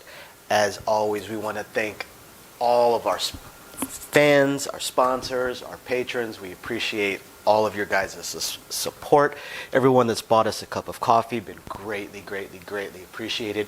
We've had a rough couple of weeks here in the family, been out of work for a week and a half, coming up on 2 weeks, thanks to our old friend COVID running through us. I don't want to take up a whole lot of time with the usual spiel, so all of you guys that are interested in what's going on with Sin City Living and what we plan on doing in the future with our live streams and upcoming events, please stick around to the end of the video or skip to the end of the video and watch. I will put most of that stuff in the ending spiel, and I will try and update it every week or two with more news. Otherwise, that being said, we're just going to go ahead and jump straight into today's video. So for today's video, we want to go over some of the press moves. Now, we've gone over these in multiple videos, but we know that people aren't going back through all 300 videos of ours to go over them. Although you can do a search for 6 and 8 press moves to get the standard moves that I'm not going to go over in great detail here, because that takes up an entire video in and of itself. I just want to go over some of the standard press moves and some alternate press moves that people can do. By the way, thank you everybody for those coffees you guys bought us last month. That was huge for us. I can't even describe how much we appreciate it. Between the illnesses that hit the whole family, twice with me, ended up in the hospital a second time with a stomach virus and losing somewhere around 7 or 8 pounds in about 5-6 hours. Though all those coffees you guys bought us didn't unfortunately go to coffee, and I'm going to Bill's and my son's birthday party, but he had a great time, loved his Baby Yoda birthday cake. So again, thank you everybody. We appreciate it more than we can say. Great help to us. And I do apologize for the lack of videos a few days, just between illnesses and everything else. I was just down. I wasn't able to do it. So let's see. Let's take a look. We're not going to worry about the puck today because we're just dealing with some press moves. So Individual press moves, such as the on the 6 and 8, say pressing 1 unit. The pressing 1 unit stuff, pretty easy. Most of the dealers will know some form of take 1, leave 1, or whatever it may be. Most of them are going to know some form of press move for it. But if they don't, and there are some dealers that never really paid attention in class or ended up forgetting the press moves or just didn't care on trying to learn them, over time, eventually, now those kinds of dealers initially start out kind of weak because, again, they didn't really pay attention. They really weren't trying to learn. They really weren't trying to better themselves. But over time, they're going to learn to be efficient even when they are taking what we call the long way. They just leave $6 down there and then stack the rest up. It's doable, and there's nothing wrong with that. And if you get stuck on a press move, that's what we tell people. If you get stuck, go the long way.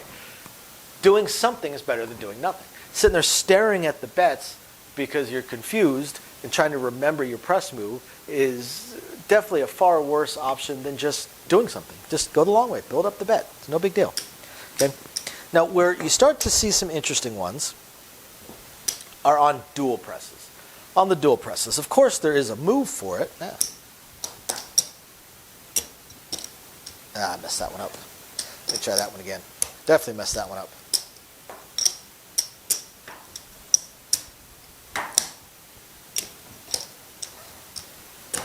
There's always a move for just about every single press. At least all the standard ones. But, once again, there's alternates. You, of course, have the long way. You just give them the $2. Build the bet. That's definitely one method. Another method that I have seen is, and it looks smooth. Once you get practiced at it, it looks smooth and looks efficient, is to take the caps and just pick. Just pick and give them the rest. Okay? That's also an option. And that, by the way, is something that you have to do when people will do a dual press, but their bets are not even. Let's look at this. Let's say they have an $18 6 and a $12 8, and the 8 rolls, and they say press my 6 and 8. Well, at this point, that's kind of what you have to do is just pick. And give them the change. Okay? Although there is, again, an alternate to that. It's an alternate to just about everything. If the 8 hits and the player says, press me up, or press a 6 and 8 1 unit. Another thing you can do, give them the cap. There you go. Because you know that the 12 is going to 18. We had 18 here, so just move it over. Then after that, it's just a standard press. You just give them the cap, stack everything up. So there's definitely options there as well. The taking the cap and pick is a common one. It's a popular one that I've seen. You do see the dealers. I see this a lot. The dealers that drop the money down, and then they will try and do the flip to the top thing. And when I see dealers doing that, more than anything else, it's generally very, very weak dealers, and they're doing it not because it's some efficient method, but because they think it looks cool. But that's the only reason. They think it looks cool. So if you have a move and you think it looks cool, I would recommend not doing it. Because it doesn't. It just looks, it gives a negative opinion and a negative impression to the other dealers and to the boxes and to the shift supervisors and pit bosses that are watching. So if you have a move that you really, really like just because you think it looks cool, don't do it. Stick with the standard moves, standard bets. Okay. It's also very important to know things like know the change, know the totals. Right? If an 8 rolls and the player throws me in $5 and says take me to 30, well, it makes it very, very easy for me to know that they have one change. If I just know that's one change because I've dealt it so many times. But if I know that I actually have a total of $26 to work with, I have the 14 this pays plus the 12 here, so I have $26 to work with. They want to go to 30, that means they need $4 more. At that point, I can just give them $1 and set up their bet. Good to go. Another trick that so many dealers forget about 18 on the 6 or 8 pays $21. Just like 15 on the 5 or 9 pays $21. Say the player says, I want to go to 30. What just kills me is to see someone cut out the $21, they leave 10, now they come, they drop off the 25 to the box, there we go. There's absolutely nothing wrong with that, and again, if you're stuck on a move, just do that. Just go the long way. It's really not that long, but it does take a fraction of a second that you don't need to waste, but again, it's not horrible. But if I see you do that 20 times in a row, I'm thinking that this is a deal that just flat out doesn't know what they're doing. Because if you're pressing up to 30, you need a green. You absolutely need a green. Well, it pays 21, so why not pay it 26 for $5? There you go. You've got your 30. You don't have to bring anything to the box. You don't have to make any change afterwards. The same thing applies for the 5 and 9. 15 pays 21. Hey, 9 hits. Oh, take me to 25. Cool. It pays 21, so I'm going to pay 26 for 5. Give them 11 change. There we go. The other thing that we encourage dealers to do is know the change. Know the change for just about every standard press, or know these totals for all of these presses, just in case you ever find yourself sitting box. Find yourself sitting box and the dealer does some kind of very weird move or gets themselves confused and their hands look like a little mini tornado while they're sitting there mixing the chips up like they're shuffling the deck. And then they just hand off some chips to the player and set up the bet. You better know what that change is supposed to have been so you can see what they handed off and make sure it matches. You want to know that. You want to know what that change is. Okay. Here's another common one. Player has $35 on a 5 or 9. 5 hits. They say take me to 50. It pays 49. A lot of times the dealer's going to say drop me a buck. Drop a buck so that they can just pay the $50, bring the $50 out, and then just swap the bets. Now, if the player doesn't have a dollar, maybe they're one of those that just always throws their dollars into hardways or center action or something. Of course, you can pay $49 and then just put the green on there and give them everything else. But why not pay $54 for 5? Give them the rest, stack it up, you're done. Why not? Makes it a whole lot easier, a whole lot smoother. A lot of new dealers forget that if you've got money to manipulate, you can overpay. And what I mean by money to manipulate is they say take me to 50, then I already know that I can use part of this bet. That they're going to have extra money. I can use part of this bet. They're receiving some change, so I can use some of this bet to manipulate how I'm paying. Right? Here's a really good example of that. Dual presses on the 6 and 8, and the player says, I want to go to 30 each. I know I need 2 green. It pays $28. I know that I need 2 green. Now, there's a couple different ways you can do it. Some people will teach you to pay 52 for an entire bet. You just take this entire bet off. You overpay by 24. Definitely an option. You can also pay 50 for 22 and then size in. There you go.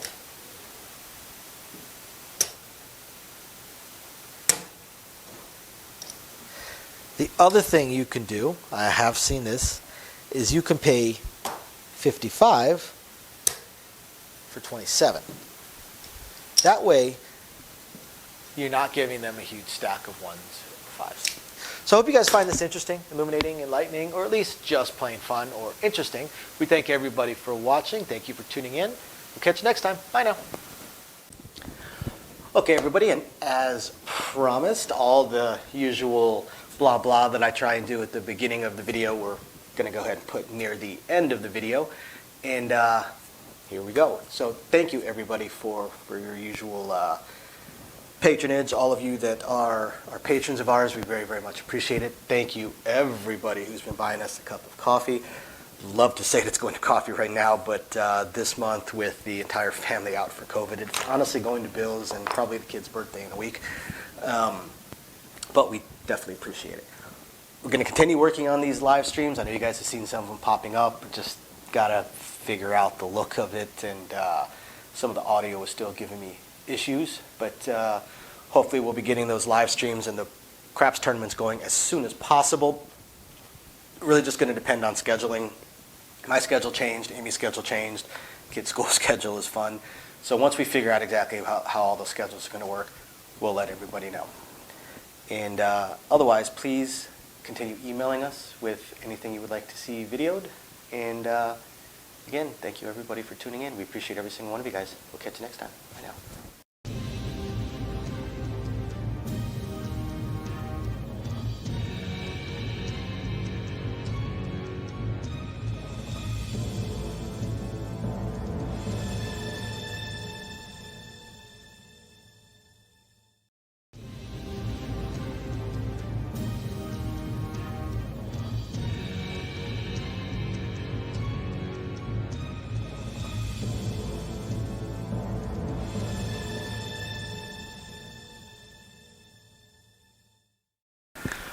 Welcome everybody to Sin City Living. My name is Jason and I'll be bringing you today's episode. As always, please hit those like and subscribe buttons. We have a ton of content for you guys coming out every single week, every single day generally. Occasionally miss a day like I did during the rodeo that is still ongoing right now. And I hope all of our patrons out there are appreciating the patron-only exclusive videos we're putting out with the dice class, putting one out every couple of weeks. And if you're curious about that, go ahead and check the description down below. Once I get this whole live stream thing figured out, I'm probably going to do a live stream on the patron site as well. One on the regular site, one on the patron site.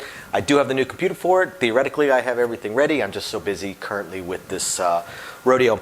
And one of our fans asked a question a little while back about ways to tip us, to show appreciation to us without having to sign up as one of our patrons. And at the time we did not have any way of doing it, but I have managed now to get us signed up with a site called Buy Me a Coffee. As I'm sure some of you guys have noticed from some of our videos, Louie and I are both pretty heavy coffee drinkers. So if you're curious about that as well, go ahead and check down below in the description as well. We would definitely appreciate any cups of coffee you're willing to pick up for us. And don't forget to email us with any strategies, questions, suggestions, anything at all. We love shooting those videos for you guys. I actually haven't gotten a new email in about 2 weeks. And also, don't forget, anybody that may be interested in one of the small Sin City Living neons that we have, just email us that as well, sincityliving.lv@gmail.com. Otherwise, going to go ahead and get into today's episode. Hey, what's up, guys? It's Louie here, and somebody had a couple questions about press moves and whatnot. Specifically, one on the 6 and 8, 18 each. They were saying the dealers were really struggling with it. Right. They're saying some of the dealers were struggling with it. They throw in $3. I don't like those colors. Now you keep those to yourself. Throw in the dollars. Too good for it. They throw in $3. Now, this is a common one. It's muscle memory. We don't really think about it. Is there a press move for it? Yeah. Do we do it? Not really. No. But the way I would do it, I would cut out the $50, collect those $3, grab, boom, and we're done. That's it. Lock up the rest or set it aside, and you're done. And honestly, I don't know if you guys can hear me or not, but honestly, what I see a lot is, and really how I would probably end up doing it, let's say someone threw in $5. Right? Someone throws in $5. I give them the 2 off the top, yeah. Give them 2 off the top. Right. I'm just going to go. Right. That's it. I mean, there really is no move. No. We could cut out 51 for 30, but right. The box is going to look at you like you've lost your damn mind. I mean, you see the way I did it. You see the way Jason did it. It's smooth. It's efficient. Now, we can do that move. 51. Throw in the $3. 51 for 30, right? But even then, I'm still going to go back to my move. But it's weird, right? And talking about other press moves. Just to add to what Jason's saying, how some dealers struggle. I want to add to that. In terms of bigger checks too, dealers will struggle. So let's say Let me think of one. Ooh, I got it. 120 on the 8, right? And 12 on the 8. What does 12 pay? 12 pays $14, right? They want to press up one unit. One unit for them is, of course, $6. So we're going to give them $8 change, right? Set it up. Looks like $18. Well, if this person, their units have been 60, the press move is not going to be the same, right? Because if you cut out 140 and they say take them to 180, you can't. Actually, just ran into this. You need more green, right? You need at least 3 greens. But think of it the same way. $8 change, they're going to get 80 change. So you can do it one of 2 ways. You can cut out your $80 and ship it and set it up that way.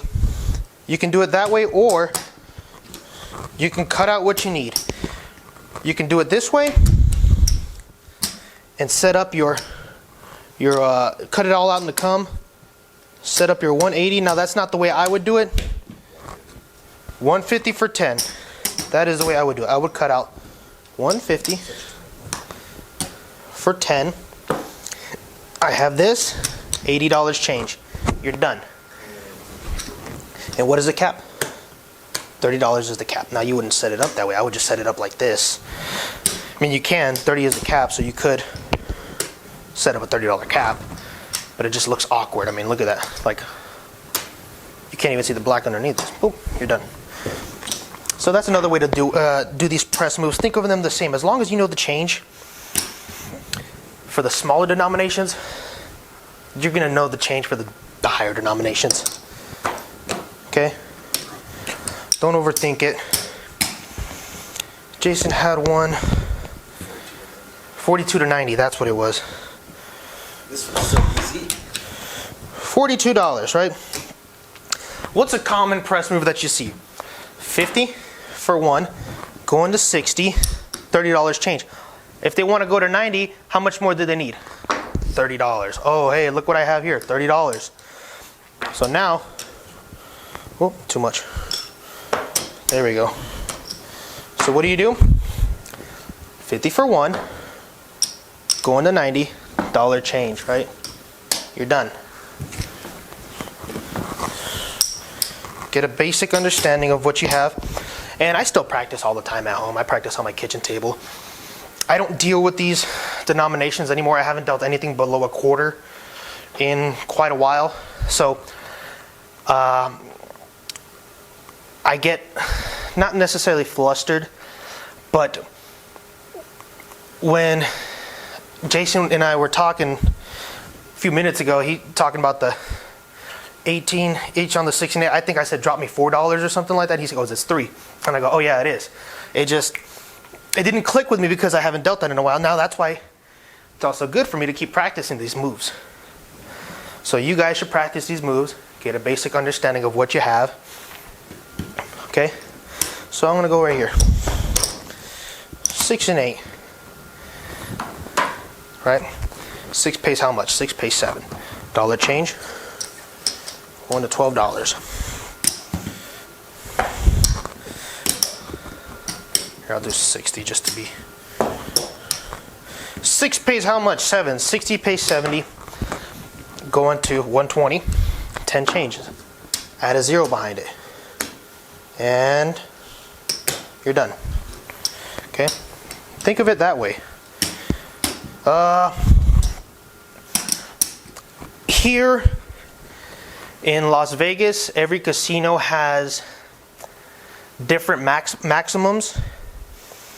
Some places their max is 100, some places there is 500, 1,000, 2,000, 3,000, 5,000, 10,000, and then some people have special limits. Funny thing was, I was actually on a game with a guy that had no limit. Haven't heard of that in a while, but it wasn't on craps. But that's another reason why it's good to practice these press moves, practice the payouts. What's another one? So I'm trying to think of something right off the top of my head. 150. 150 pays 175. They want to go to 300. 25 is a change, right? 1 to 300. So let's say they have 1500. How much does 1500 pay? Pays 1750. They want to go to 3000. 250 is a change. You're done. Add a 0 behind it. Good lordy. I am trying to think of some more press moves.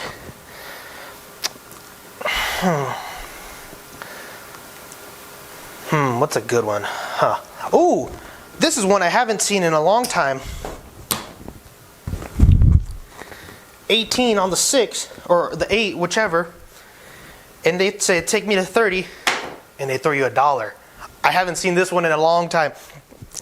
I love this one. Cut out your green. 10 change. You're done. That's one I have not seen in a long time. That's a good one. That's one where the player has to really know the payouts. Right. Otherwise, you do the 21 for 5, 9 change going to 30. Right? But if they throw you that $1, they want that $10 change. Ooh, maybe I'll try something here. 180, right? Pays 210. No, it wouldn't work on that. What are they gonna do? They're gonna throw you $10. 10 for what? I mean, yeah. Let's see. I guess they get 100 change. Otherwise, they get 90 change if they don't. Yeah, maybe if they want that black that desperately. So I guess if they do that,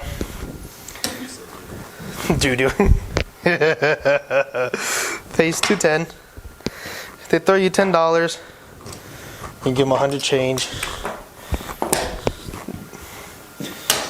Going to 300. That's a weird one. I wouldn't feel comfortable doing that one. It doesn't feel natural. But oh, that, yeah, I thought of that one on the fly when I saw. and I was, yeah, that 86 on the 5 or 9 pays 119. Oh yeah, 120. That pays 119.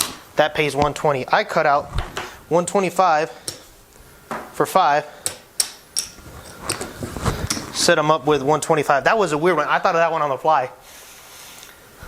But the math checks out.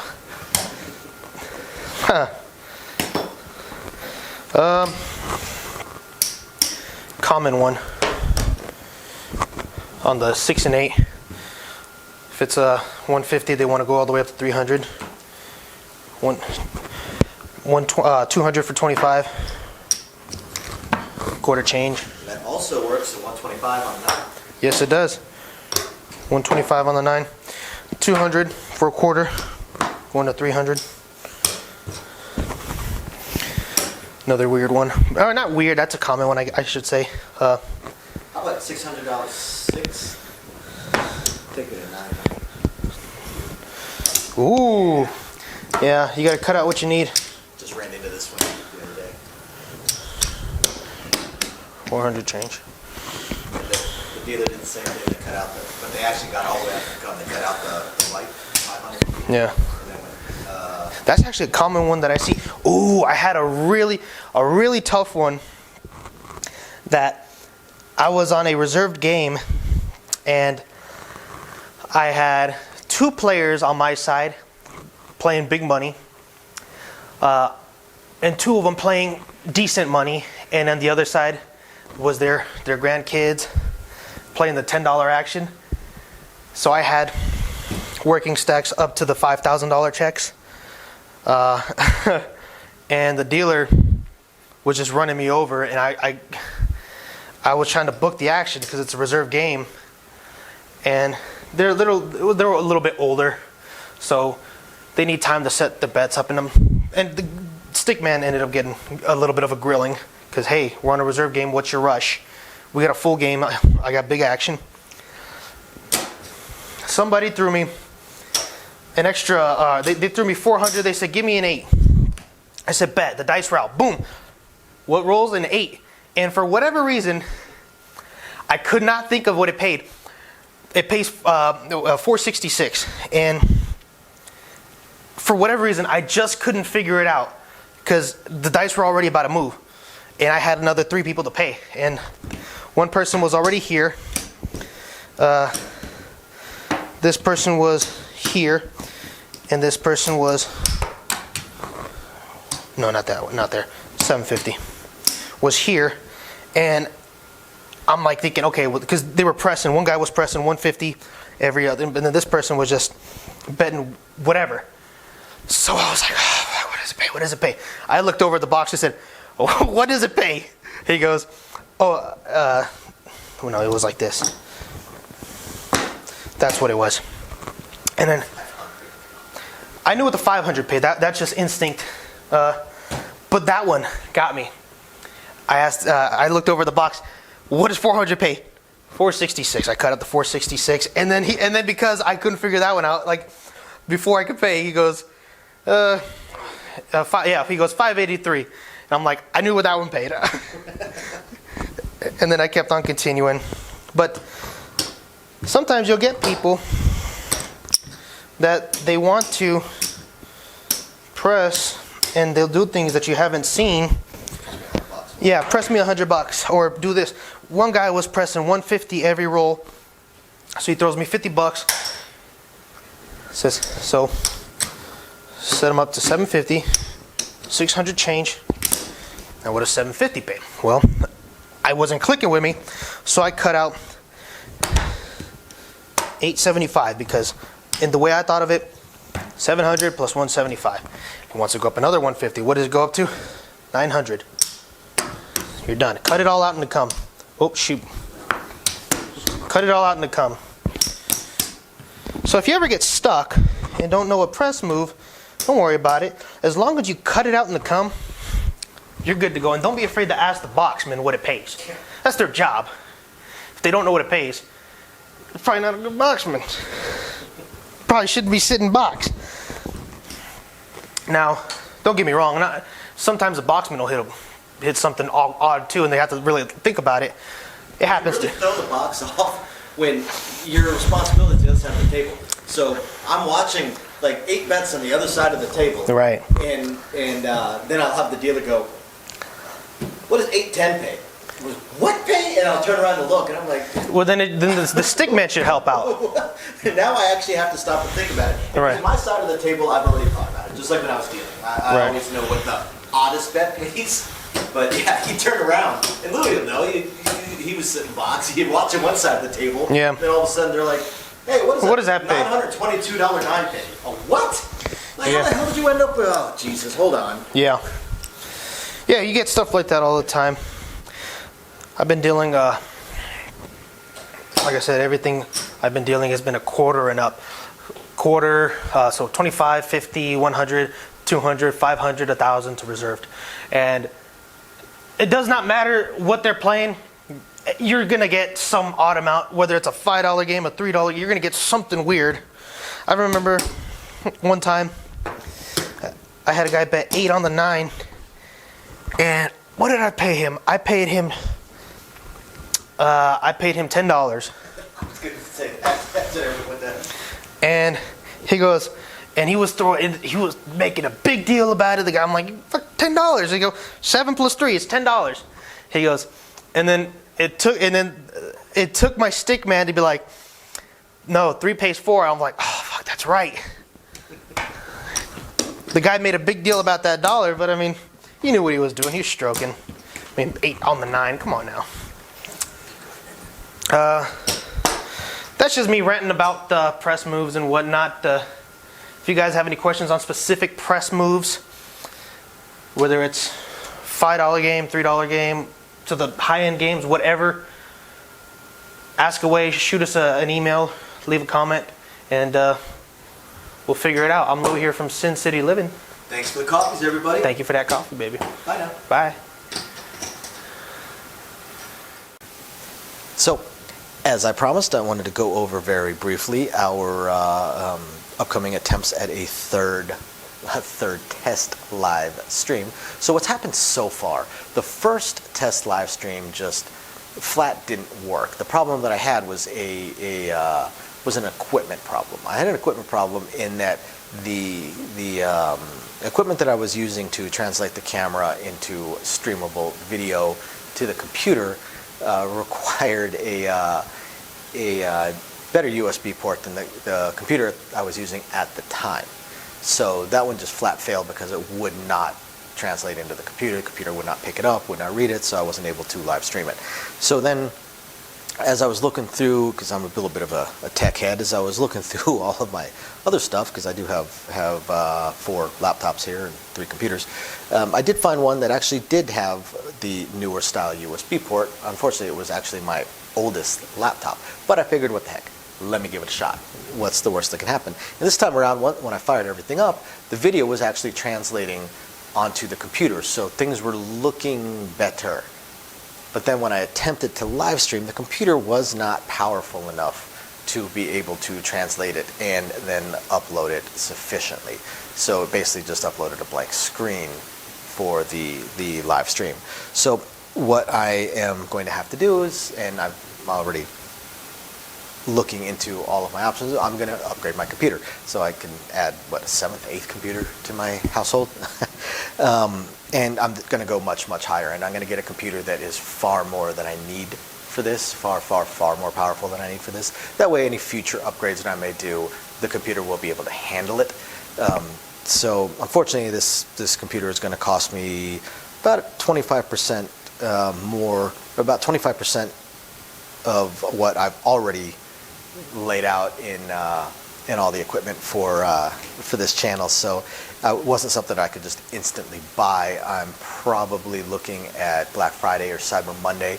So hopefully I have it within the next couple of weeks, and then I'll do another test live stream and see if I can go from there. So I will definitely do at least one weekly live stream on our Patreon because they're the ones that are really helping us get this computer. And the other equipment that I'm going to get, because I figure if I'm buying the computer, I might as well buy the most high-end capture cards and things along those lines, get everything as good as possible, and then hopefully eventually get a better microphone for you guys. So yeah, that's where we stand on the live stream. As soon as I have the computer and I do the test, which will be in a few weeks, like I said, got to order it in a week or two, then I have to wait for it to ship. Plus, we have probably the biggest event of the year coming up, the NFR National Finals Rodeo. So I'm basically working 2 weeks straight, as is my wife. So not going to have a whole lot of time. But once we get all that under control, then we'll figure out. There's been some schedule changes to myself, some schedule changes to my wife, and some upcoming schedule changes to my wife as well. So hopefully we can get all the scheduling figured out so I know when I'll be able to live stream as well. My initial plan of Thursdays at 6 o'clock is already out the window. I'm at work at that point now. So we will get it all figured out, and we will let you guys know, I promise. And otherwise, I hope you guys have found this interesting, enlightening, illuminating, or at least just plain fun. And we will catch you guys next time. Bye now.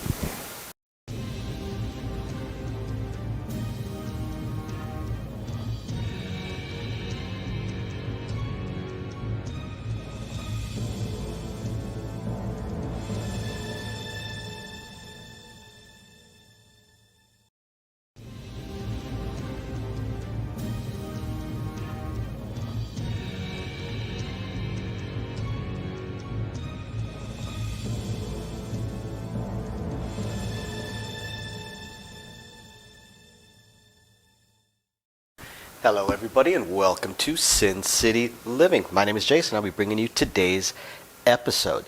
As always, we want to thank all of our fans, our sponsors, our patrons. We appreciate all of your guys' support. Everyone that's bought us a cup of coffee, been greatly, greatly, greatly appreciated. We've had a rough couple of weeks here in the family, been out of work for a week and a half, coming up on 2 weeks, thanks to our old friend COVID running through us. I don't want to take up a whole lot of time with the usual spiel, so all of you guys that are interested in what's going on with Sin City Living and what we plan on doing in the future with our live streams and upcoming events, please stick around to the end of the video or skip to the end of the video and watch. I will put most of that stuff in the ending spiel, and I will try and update it every week or two with more news. Otherwise, that being said, we're just going to go ahead and jump straight into today's video. So for today's video, we're going to re-examine some of the press moves, because I've kind of touched on this subject in the past, and I want to go into it a little bit deeper for those of you guys that maybe have home games, or those of you guys that are dealers. Something that tends to get forgotten a lot. This doesn't really come into play when you're at a tier 3, tier 4 casino where the average bets are significantly higher.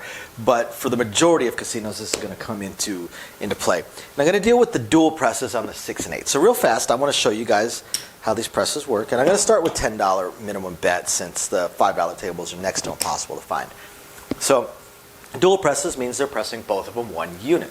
So if either one of them hits, it gets paid $14. Now, to press them both up, you need $12. So they're going to have 2 change. The best way to do it, the most efficient way, is you give them this cap, and then we do the take one, leave one that you've seen on my other videos. So we'll give them the cap, and then we'll take one, leave one, and set them up, and they go from 12 to 18 each. Now, from this point, it pays 21. Now, you need 2 white chips in order to do this press. So we'll pick 3 reds, and we'll size in twice. That way we get our sufficient white. Then we're going to take 1 white, we're going to take 1 red from the inside cap, we'll give them their 9 change, and then we go back to the take one, leave one. And that takes them from 18 to 21. Now from here, we need 2 greens. A couple different ways we can do this. Probably the easiest or most efficient way is just to cut out 50, because it pays 28. Cut out 50 for 22, which means we take 2 off of here, then give the entire bet to the box, size in, give them the rest. And we've got our 30. Now, this is where it gets interesting. Thank you, by the way, everybody, for the coffees. Very helpful through January, as we all went down from illnesses. You guys really helped us out on our bills more than anything else, and my son's birthday, so very appreciated. And please, guys, start sending us some emails. Give me some strategies that you want us to take a look at, or just subjects you would like us to shoot a video on, or just ask us some questions. We'd be more happy to answer questions on the videos as well. Love shooting videos for you guys based off of your emails and your questions. All right, so now that we have gotten into the green, this is where a lot of dealers tend to forget that it's basically the same thing. Okay, a $30 bet, if we start treating green as a unit, which a lot of players and a lot of dealers do, once you get into the green, we start treating green as a unit. So 1 unit is $30 on the 6 and 8, not 6. And on the other numbers, it's $25 instead of 5. Now, the presses actually are the same at its initial levels, because eventually we're going to switch to black, and that throws things off. But presses are actually the same. So this is basically 1 unit. So it's the same as a $6 6 and 8. Well, actually, let me reverse these so I do the lower ones first. So if it hits, 6 pays 7. Now, if they want to dual press, at this point they have to throw in another 5, because we need $12 to dual press. And then we're going to take the cap and then take the entire bet over, so that we can just stack the rest up. There we go. We've now achieved our 12 each, from 6 to 12 each. Well, the same thing occurs here. If they want to dual press, well, it pays 35. They throw in another green, and we do the same thing. We take the cap, pull the whole bet over, and there we go. We went from 30 to 60. Now, going from 12 to 18, well, 12 pays 14, and we already showed this one. We're going to take the cap, give it to them, and then take one, leave one, go from $12 to $18. But the same thing occurs when we're going from 60 to 90. And a lot of dealers forget about this. They end up going the long way. They break out the green and the red, and then they slowly pick and stack it all up, when you could actually do it in one quick, smooth move. Pay $70, I give them the cap, and I take one, leave one. And they went from 60 to 90. One smooth move gets you right up there. Now, from 18 to 24. Again, we need the ones. We can have them throw in a dollar, in which case then we're just going to go the whole pick in order to build up the bet. But if they don't have any aces, then we're going to pick 3 red. We're going to size in twice with the white. And then again, we're going to take one, and we're going to take 1 red. and then take one, leave one.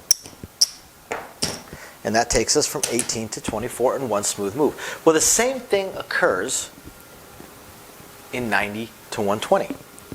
We would pick 3 green, we would size in with the red, and we would take one green, give it to him, and then it's take one, leave one.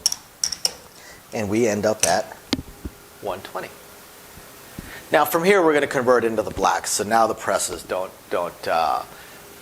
line up. They're not all the same at this point. But those initial ones, the 30 to 60 and the 60 to 90 and the 90 to 120, those actually pop up with, I'm not going to say super frequency, but often enough that when we see it, it's pretty cool to see dealers that remember how to do these presses. So I know this is a little bit shorter of a video, but it's a subject we've touched on, had a few questions on, so I thought I would show it to you guys. I hope you guys find this interesting, illuminating, enlightening, or at least just plain fun. And we will catch you guys next time. Bye now. Okay, everybody, and as promised, all the usual blah blah that I try and do at the beginning of the video, we're going to go ahead and put near the end of the video. And here we go. So thank you, everybody, for your usual patronage. All of you that are patrons of ours, we very, very much appreciate it. Thank you, everybody who's been buying us a cup of coffee. Love to say it's going to coffee right now, but this month with the entire family out for COVID, it's honestly going to Bill's and probably the kid's birthday in a week. But we definitely appreciate it. We're going to continue working on these live streams. I know you guys have seen some of them popping up. Just got to figure out the look of it, and some of the audio is still giving me issues. But hopefully we'll be getting those live streams and the craps tournaments going as soon as possible. Really just going to depend on scheduling. My schedule changed, Amy's schedule changed, kids' school schedule is fun. So once we figure out exactly how all those schedules are going to work, we'll let everybody know. And otherwise, please continue emailing us with anything you would like to see videoed. And again, thank you everybody for tuning in. We appreciate every single one of you guys. We'll catch you next time. Bye now.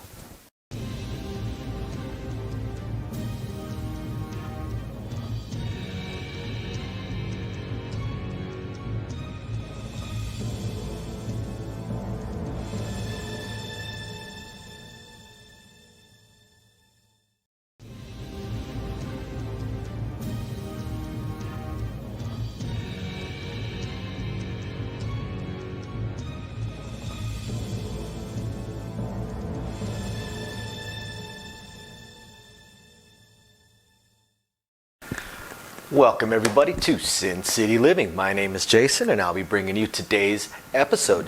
As always, please hit those like and subscribe buttons. We have a ton of content for you guys coming out every single week, every single day generally. Occasionally miss a day like I did during the rodeo that is still ongoing right now. And I hope all of our patrons out there are appreciating the patron-only exclusive videos we're putting out with the dice class, putting one out every couple of weeks. And if you're curious about that, go ahead and check the description down below. Once I get this whole live stream thing figured out, I'm probably going to do a live stream on the patron site as well. One on the regular site, one on the patron site. I do have the new computer for it. Theoretically, I have everything ready. I'm just so busy currently with this rodeo.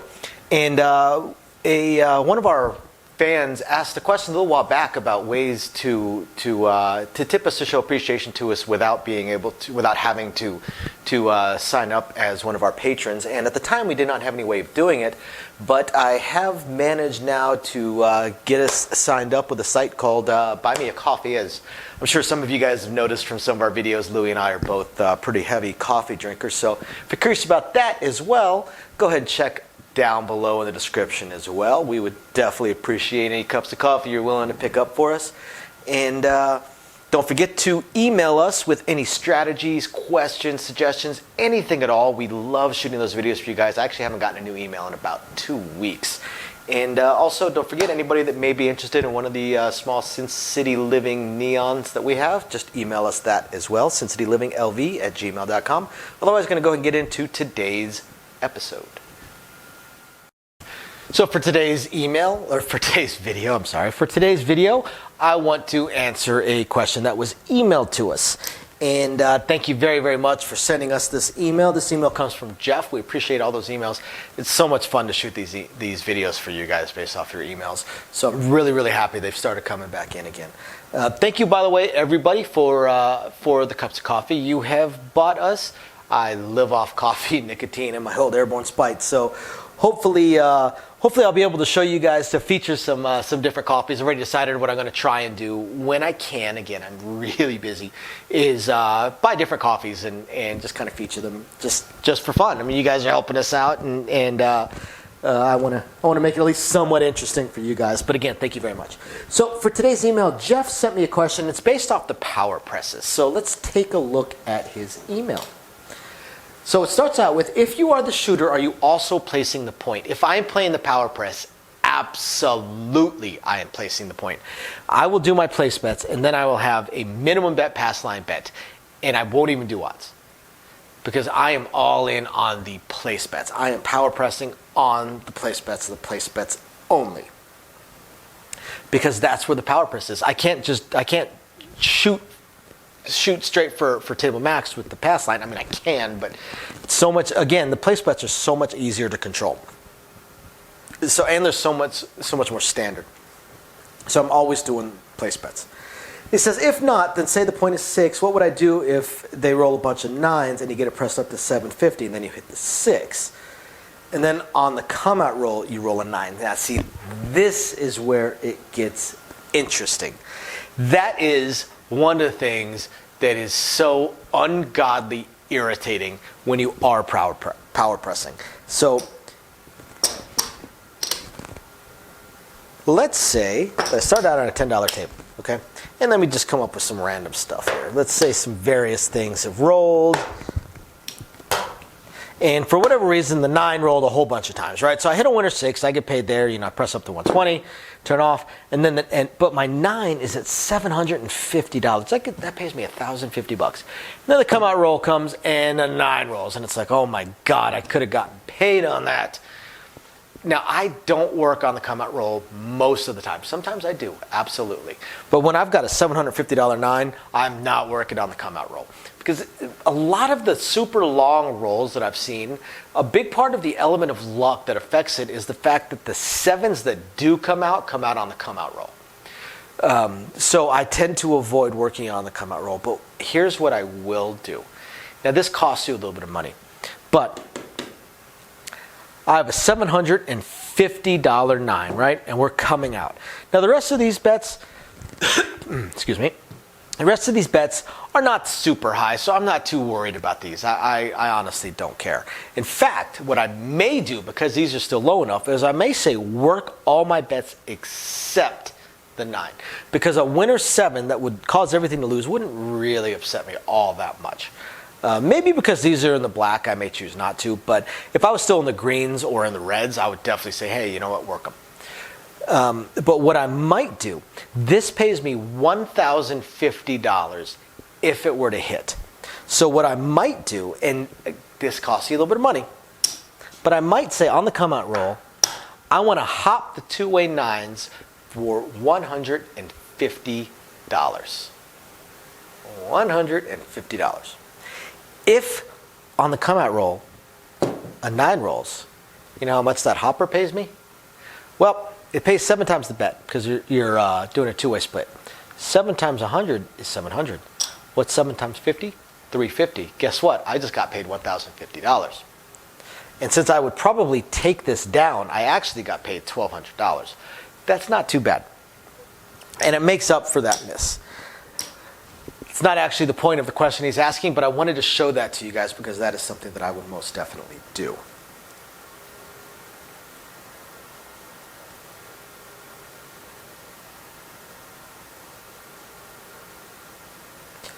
Now, the main part of his question, what he's actually asking is, would I move the bet from the 9 to, say, the 8 or the 6, whatever one of my lower bets is, if I had a pass line bet? No, I would not.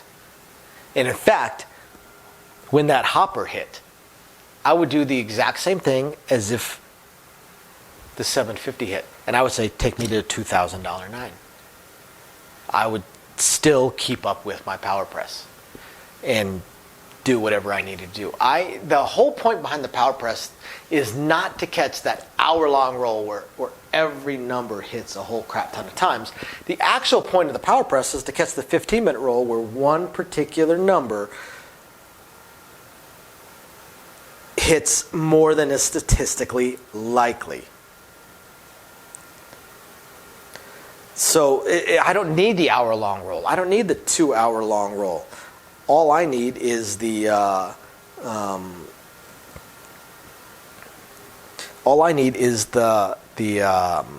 any one number to hit more than is statistically likely.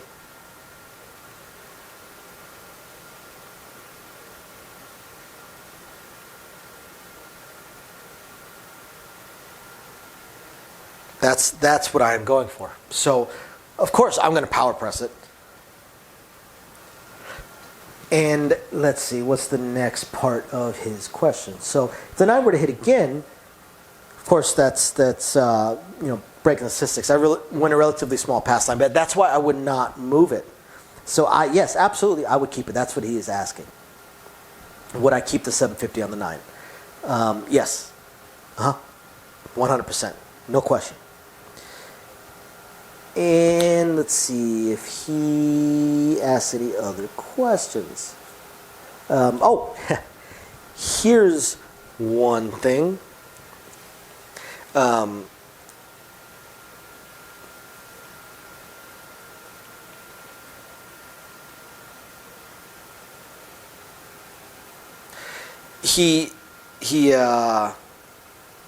sorry, hold on a second. Sorry, it's got a message. So he asked a couple questions. Have I ever seen the dice land on top of each other?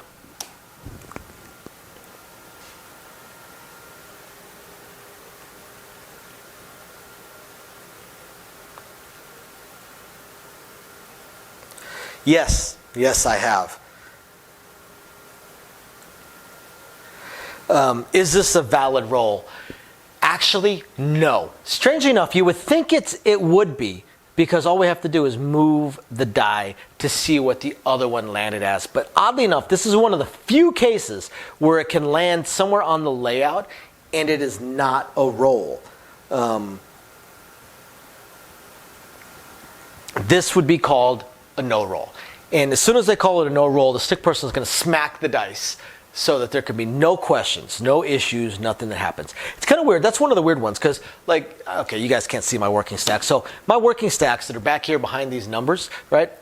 If I have a die that somehow bounces off the wall, bounces off a bunch of other stuff, and lands directly on top of my stack of red checks, that counts. And we're going to call that number. And yet, for some odd reason, no. Right there, it does not count. Cannot tell you why. Just is. And I've seen some strange things. I've actually seen the alligator scale so worn out that the die actually stuck in it. It was just stuck in the air. Of course, that was a no roll. Have I ever seen or heard of a bogus die making it into a game? I have not seen it, but I've heard of it. Yes, absolutely. And that will lead to a whole bunch of terminations and probably an arrest or two. So, thank you very much, Jeff, for sending us this email. I hope this answers your questions. And for everybody else, I hope you find it interesting, entertaining, enlightening, or at least just plain fun. Thank you very, very much for watching. We will catch you guys next time. Bye now. So, as I promised, I wanted to go over very briefly our upcoming attempts at a third test live stream. So what's happened so far? The first test live stream just flat didn't work. The problem that I had was was an equipment problem. I had an equipment problem in that the equipment that I was using to translate the camera into streamable video to the computer required a better USB port than the computer I was using at the time. So that one just flat failed because it would not translate into the computer. The computer would not pick it up, would not read it, so I wasn't able to live stream it. So then as I was looking through, because I'm a little bit of a tech head, as I was looking through all of my other stuff, because I do have 4 laptops here and 3 computers, I did find one that actually did have the newer style USB port. Unfortunately, it was actually my oldest laptop, but I figured, what the heck, let me give it a shot.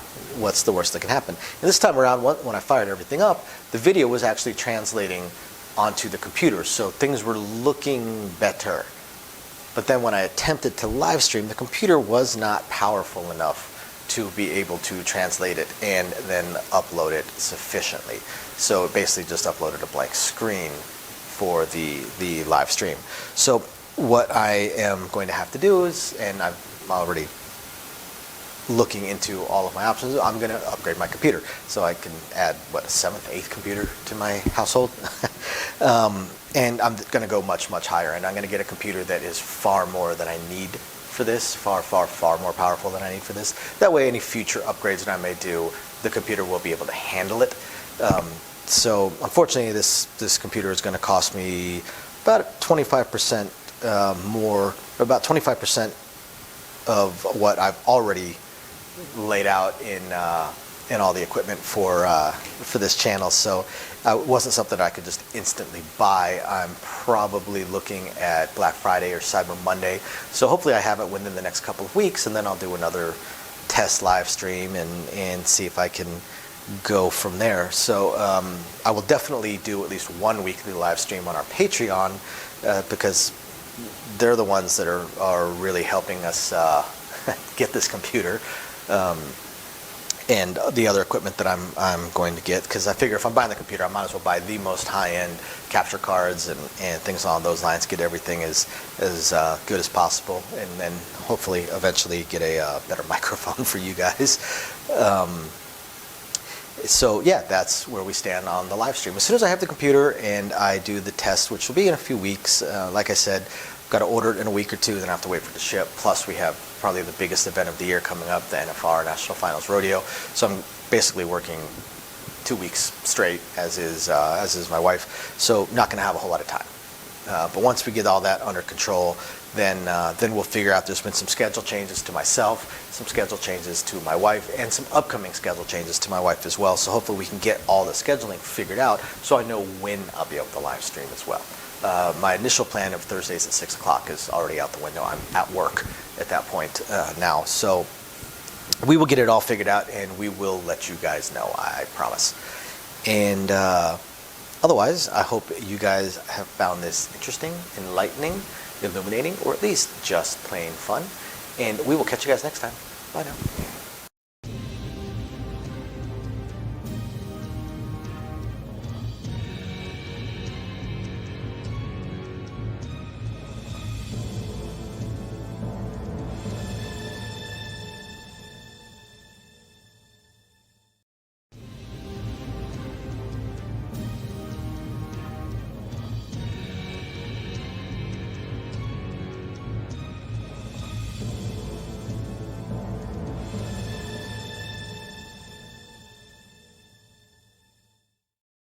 Hello everybody, and welcome to Sin City Living. My name is Jason. I'll be bringing you today's episode.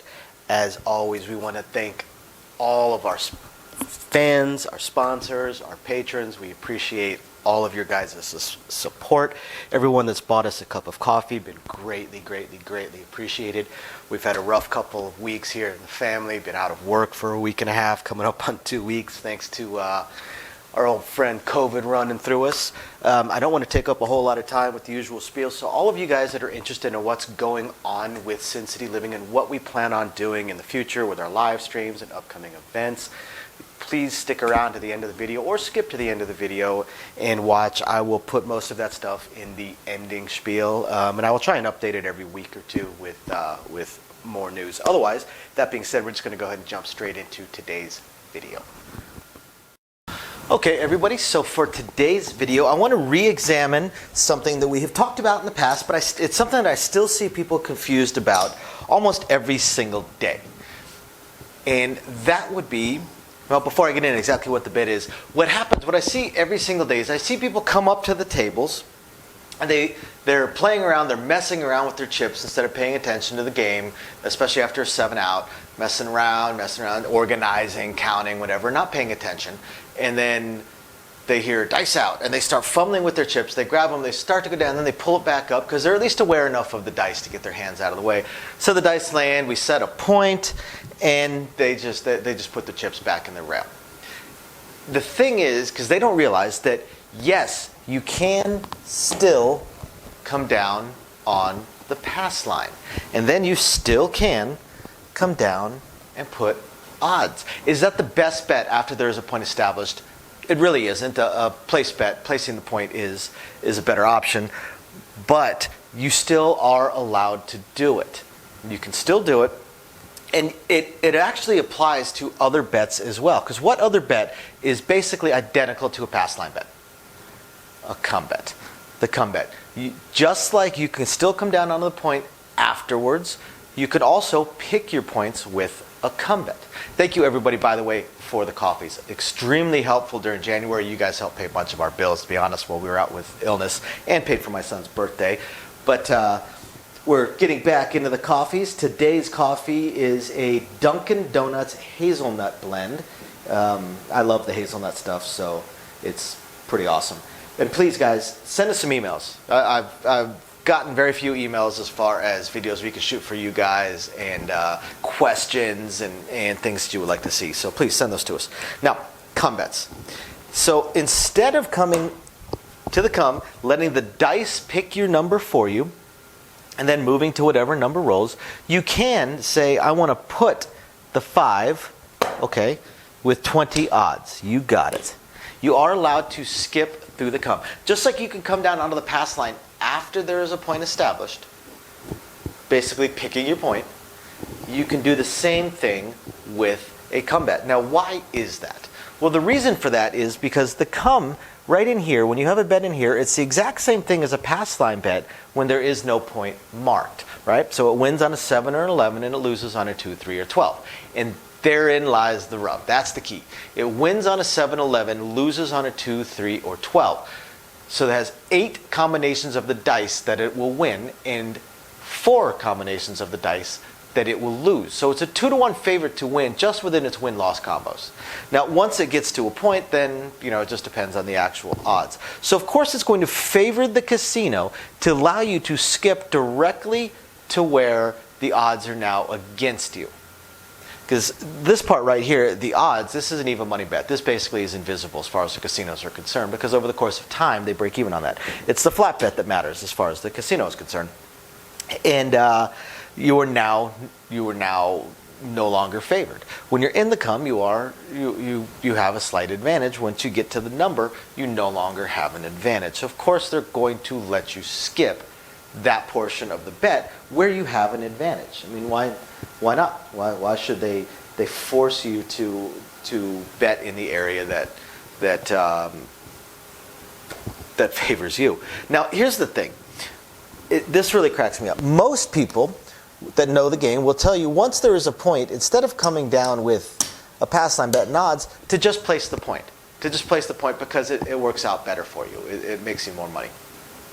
And yet, some, not all, but some of those same people will vehemently protest the fact that a place bet on a number is significantly better than a come bet or a put bet. They get stuck in the portion where you're dealing with the come bet and the house edge. Right? I've got a couple videos on that, the illusion of the house edge. All house edge means is you lose slower. That's all it means. So you still want to look at what bets will favor you the most when you win, not what bets will help you lose the slowest. But it's pretty amusing to me that some people will swear you need to do that after there's a point placed, but then swear that the come bet is a better option than the place bet. It's interesting to me. It's amusing to me. Now, one last thing with the come bet. This is obviously a very, very short video. The come bets, put bets are pretty basic. One last thing with the come bet, or with the put bet. sometimes you catch a hot roll and you happen to be a come bet. There's nothing wrong with betting the come. It's when you catch a hot roll, it's a good bet. You're going to make money. You're going to make some pretty decent money, especially with your odds, especially if you're doing max odds. And again, that is where the key is when it comes to max odds. Let's say you're on a 3, 4, 5 table, right? That means that on your $15 flat bet here on the 5, you can do $60 in odds, 4 times your flat bet. Now you're on a hot roll. Maybe you are sitting like this and you're ready to basically press, right? You see all these people with place bets that are now in the black, or even in the white because you're in a hot roll, and you're still sitting on your $50 flat bet with your $60 odds. You're still making $105 on every single hit while other people are making hundreds. And you want to start raising up. You figure, I've made enough money that I'm pretty happy, and I want to start raising up my bet. How do you press a come bet? Well, remember, it's a put bet, so you can always add to it. There's nothing that stops you from adding to it. The rules certainly allow it. If you remember, as we've explained in the past, you can always add to your flat bet here. Well, that also means you can add to your flat bet on your come bet. Now, again, you are far better off with a place bet, but if you really die hard on the come bets, you can add to it. Let's say that you want to increase your odds to $80, right? So you want to add another $20 to it. You could throw them a green and say, I want to make my flat bet 20 with 80 odds. Okay, cool. We can do that. There you go. Because you're just putting the point for an additional $5. Now, some people will do what we call double parking, and this occurs when you are at table max. Let's say you're on a $2,000 max bet table, right? So you've got your $2,000, and maybe they only allow you 2,000 in odds. Some places will allow you more odds on a table max flat bet, but let's say they only allow you 2,000 in odds, right? And you've just been catching this crazy hot roll. You want to get paid more, so you can double park. Let's say 5 rolls, right? So 5 rolls, so 2 pays 3 plus your 2. It's going to pay you $5,000. Okay, I'll use yellow. So they say, okay, you're off and on for $5,000. Now, again, table max is $2,000, so you say, you know what, I want to place it for $2,000. You can still keep your come bet up there. You'll bank $3,000, and you still keep your come bet up there. Now, this only applies in casinos that will allow this. Some casinos have a table max that is basically a universal table max towards any given point. And what that means is that it's not just a $2,000 max bet. It is a $2,000 max towards a number. And that means that all the bets that include that number can't total more than 2,000, in which case you wouldn't be allowed to do these odds. You would be better off with, say, 1,000 or 1,000 or something. 2,000 would be your max, just universally, right? In which case, then you would not be able to do this place bet. So I hope this helps people with come bets or about put bet. Okay, everybody, and as promised, all the usual blah blah that I try and do at the beginning of the video, we're going to go ahead and put near the end of the video. And here we go. So thank you, everybody, for your usual patronage. All of you that are patrons of ours, we very, very much appreciate it. Thank you, everybody who's been buying us a cup of coffee. Love to say it's going to coffee right now, but this month with the entire family out for COVID, it's honestly going to Bill's and probably the kid's birthday in a week. But we definitely appreciate it. We're going to continue working on these live streams. I know you guys have seen some of them popping up. Just got to figure out the look of it, and some of the audio is still giving me issues. But hopefully we'll be getting those live streams and the craps tournaments going as soon as possible. Really just going to depend on scheduling. My schedule changed, Amy's schedule changed, kids' school schedule is fun.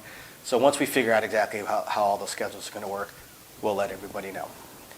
And otherwise, please continue emailing us with anything you would like to see videoed. And again, thank you everybody for tuning in. We appreciate every single one of you guys. We'll catch you next time. Bye now.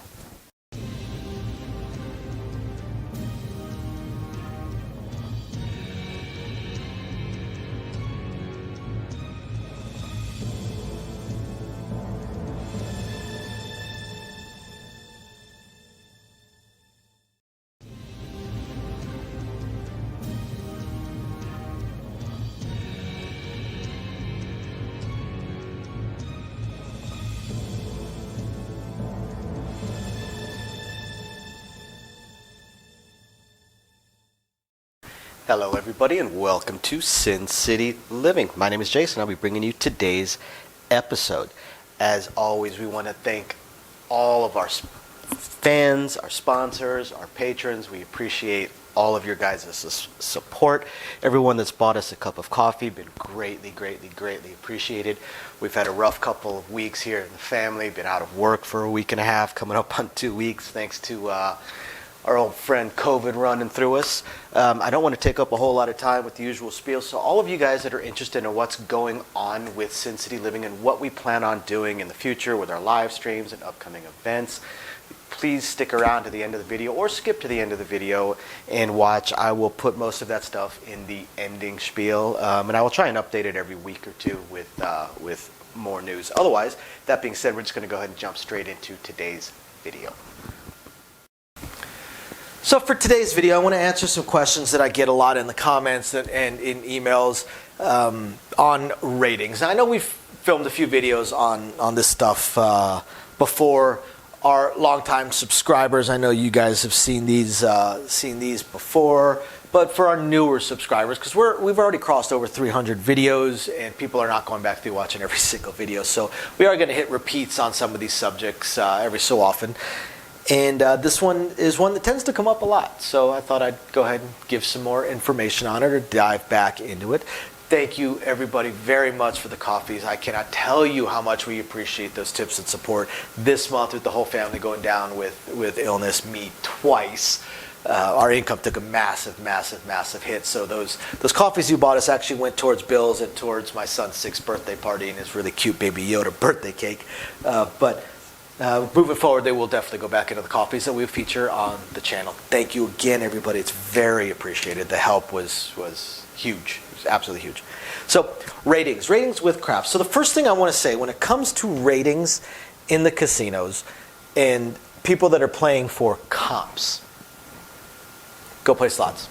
That's what I'm going to tell you. You're going to earn more comps playing slots than you will on table games. And why is that? Very simple. Let's think about this. Now, with blackjack, you got a fairly speedy dealer. You're probably going to get four hands a minute. That's pretty reasonable if you've got a fairly skilled, speedy dealer, 3 or 4 players on the table, maybe a little bit of chatting going on. So 4 hands a minute, $10 minimum bet, let's say. You're looking at $40 average bet. $40 average bet, or I'm sorry, not average bet. You've got a $10 average bet. You're looking at, say, $40 a minute being factored in to your rating system. Now let's look at a slot machine with, say, a $3 max bet. Most of them are between 3 to 5 now, so I'm just going to say a $3 max bet. $3 max bet, and you're on, say, a penny slot. And I don't know about the rest of you guys, but if I'm playing a slot, I'm probably hitting that button about every 2 seconds. Let's say every 3 seconds, just to build a little bit of a padding there. Probably hitting that spin button about every 3 seconds. Right? So that means that I'm spinning 20 times a minute. At a $3 max bet, that means I'm basically gambling $60 a minute. You know, if I'm on a $4 one, then I'm now at $80 a minute. $5 maximum bet, I'm, as far as the system is concerned, betting $100 a minute. So you tend to earn more comps on slot machines. Now, it kind of shifts over a little bit when you start having massive buy-ins, because it's very difficult to go to a slot machine and play with $10,000. Even going into the high limit room, just sitting there feeding hundreds into the machine can take you 10, 15 minutes if you're trying to bet $10, $20, $30,000. Versus on the tables, you'll be able to do that. It may seem like you're generating more comps, but in reality, what you're generating comps just based on your high average bet, more than on the play. Plus, with the amount you're playing, that's also where you're going to get things like rooms and stuff like that. Now, one thing I want to say with ratings and comps and stuff like that, rooms are a separate thing. Getting discounted rooms, it's called a casino rate, or getting a free room, that's separate from the comps that you earn on your card. Now, not every casino has a point system. They'll all have a point system when it comes to the videos, the slots, the video poker, Keno, stuff like that, where you'll earn points. Some casinos, however, don't do a point-based system when it comes to the table games.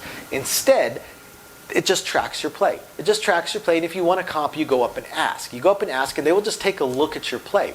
If you have played sufficiently, have a high enough average bet for a long enough period of time, then whatever it is you're asking for, they're going to be more than happy to do, be it a buffet or a cafe or a coffee house or even their steakhouse, high-end steakhouse, whatever else, whatever restaurant they may have. It's all going to be based off your average play. And that's the first thing that most people don't understand. What you buy in with at the table does not matter. You can buy in for $20,000 and you may be rated less than someone that bought in for $500. It all depends on your play, not your buy-in. The casino doesn't care what you bought in for. People that buy in for a high amount and then barely play, we call that a false drop. It's a false drop. They're trying to game the system, and back in the day that would have worked. Nowadays that doesn't work because we don't care what your buy-in is. We also don't care what you leave with. So we call it rat holing, where you try and sneak chips into your pocket so when you color up it looks like you lost. It doesn't matter. Your win-loss does not matter. All that matters is your average bet. That's it. That's all that matters. There's a little bit of weight given when we look at your average play. Well, we may glance at your win-loss, but that's only if you're real borderline on the comps. Generally, we're just going to look at your average play, and that's it. It's only if you're borderline or whether or not we're going to deny you a comp that we'll take a look at your win-loss. Now, again, your average bet, your average play. So if you were a player that plays a $10 pass line bet and 15 in odds, I know you can't see the odds, but that's okay because the odds are not rated. Those odds, or they shouldn't be rated. Some places will, or some boxmen will rate it, but in reality that should not be rated because it's basically an invisible bet. It's an even money bet to the casino over the course of time because it's true odds, it's even odds. The player does not have an advantage, the house does not have an advantage, it's a bet that just basically does not exist over the course of time. So they won't rate it. So you'll be rated for $10 average bet right there. Now what if you're a player that, say, plays 34 inside? Right? This player would probably be given a $45 average bet rating, at least from the get-go. If you were a presser, a mid-presser, a power presser, whatever it may be, this is where it starts getting tricky. Because generally the system is going to track how long you played and what your average bet is. So I'm not going to sit there and change your bet, your average bet in the system every 2 minutes. What I'm going to look at is I'm going to wait and see how high you press up at. Most pressers have a point where they start saying same bet, or maybe they regress, stuff like that. So I'm going to see how you play. I'm going to see how you play, and then I'm going to adjust your average bet. Right now, this player has a $45 average bet. But let's say they press, let's say they catch a 20-minute roll and they get everything up into, maybe they get up to, say, 200, 240, 240, something like that. Cool. I'm not going to give them a $680, $700 average bet because the very next shooter they're going to be back down to $44, and they may not ever press up to that point again because that required a truly exceptional roll. Right? Maybe on average they don't ever press up any high. Maybe they don't ever make it higher than 50, 60, 60. Depends on the type of pressing. If they're a one unit, mid press, whatever it may be. So we're going to take a look at your average bet, and we're going to figure out your average bet based on your play. You know, a player like that, maybe I give them a $75 or $100 average bet. It's also going to depend on how long they play. If they got up to that $700 on the table and then played 2 or 3 more shooters with, you know, this 44 action and then colored up and left, well, if they only played for 45 minutes, they only saw like 7 shooters or something like that, then I'm probably going to give them an average bet of like $200. But if they play for 8 hours, then I'm probably going to give them an average bet of maybe $75, maybe 60, depends. And the computer systems are also not dumb. They do have spots that we could put in there, your low bet, your high bet, and let the computer figure it out and calculate out your average bet. But again, you're based on your average play, not your buy-in, not what you color up, not what you win or lose, and not what your highest bet is. Your highest bet is not going to be what you're rated on. You're going to be rated on your average bet. Average bet. Keep in mind, too, when you're a player that's handing in your player's card, that there are a lot of hidden benefits. There are a lot of benefits that are in the casino that are not necessarily advertised, shown, pops up on your player's card or on your pamphlets or on your emails you get, that are certainly available within your casino. See what all is within your casino that you were staying at or that you have the player's card for.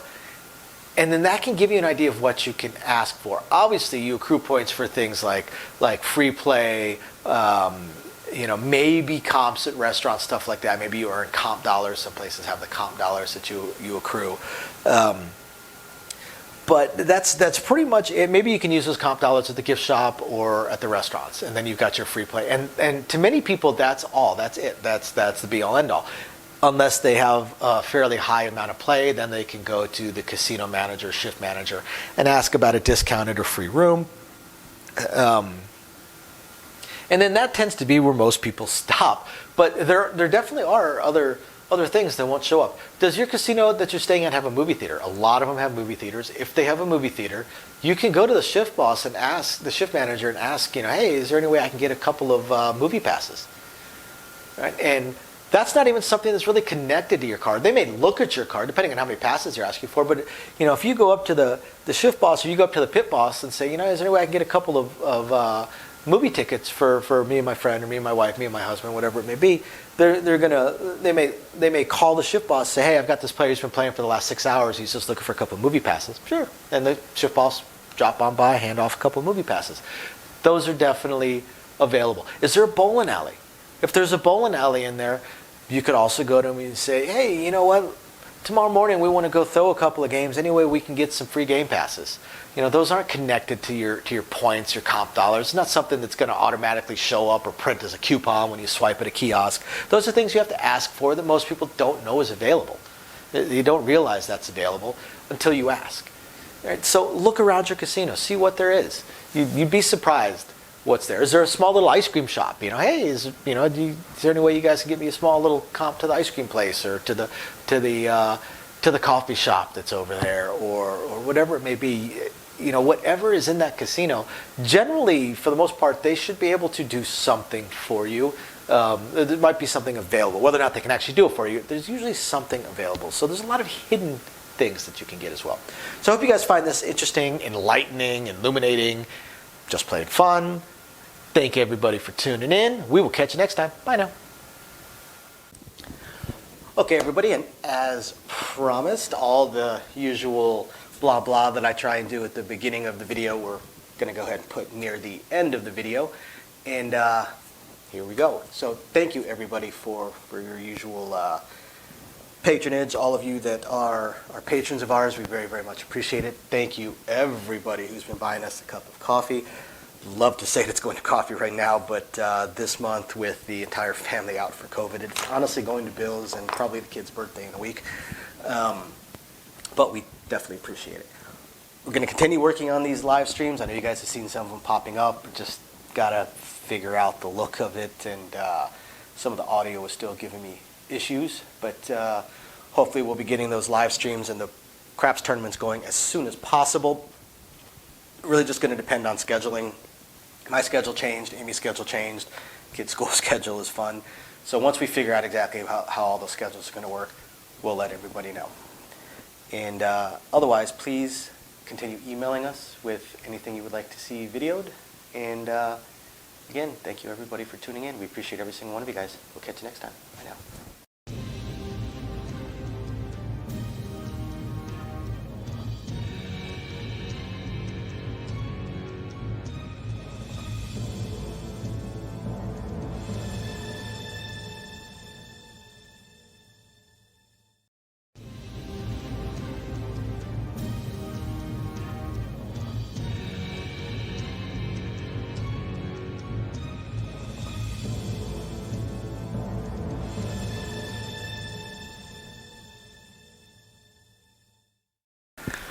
Welcome everybody to Sin City Living. My name is Jason and I'll be bringing you today's episode. As always, please hit those like and subscribe buttons. We have a ton of content for you guys coming out every single week. every single day generally. Occasionally miss a day like I did during the rodeo that is still ongoing right now. And I hope all of our patrons out there are appreciating the patron-only exclusive videos we're putting out with the dice class, putting one out every couple of weeks. And if you're curious about that, go ahead and check the description down below. Once I get this whole live stream thing figured out, I'm probably going to do a live stream on the patron site as well. One on the regular site, one on the patron site. I do have the new computer for it. Theoretically, I have everything ready. I'm just so busy currently with this rodeo. And one of our fans asked a question a little while back about ways to tip us, to show appreciation to us without having to sign up as one of our patrons. And at the time, we did not have any way of doing it, but I have managed now to get us signed up with a site called Buy Me a Coffee. As I'm sure some of you guys have noticed from some of our videos, Louie and I are both pretty heavy coffee drinkers. So if you're curious about that as well, go ahead and check down below in the description as well. We would definitely appreciate any cups of coffee you're willing to pick up for us. And don't forget to email us with any strategies, questions, suggestions, anything at all. We love shooting those videos for you guys. I actually haven't gotten a new email in about 2 weeks. And also, don't forget, anybody that may be interested in one of the small Sin City Living neons that we have, just email us that as well, sincitylivingLV@gmail.com. Otherwise, going to go ahead and get into today's episode.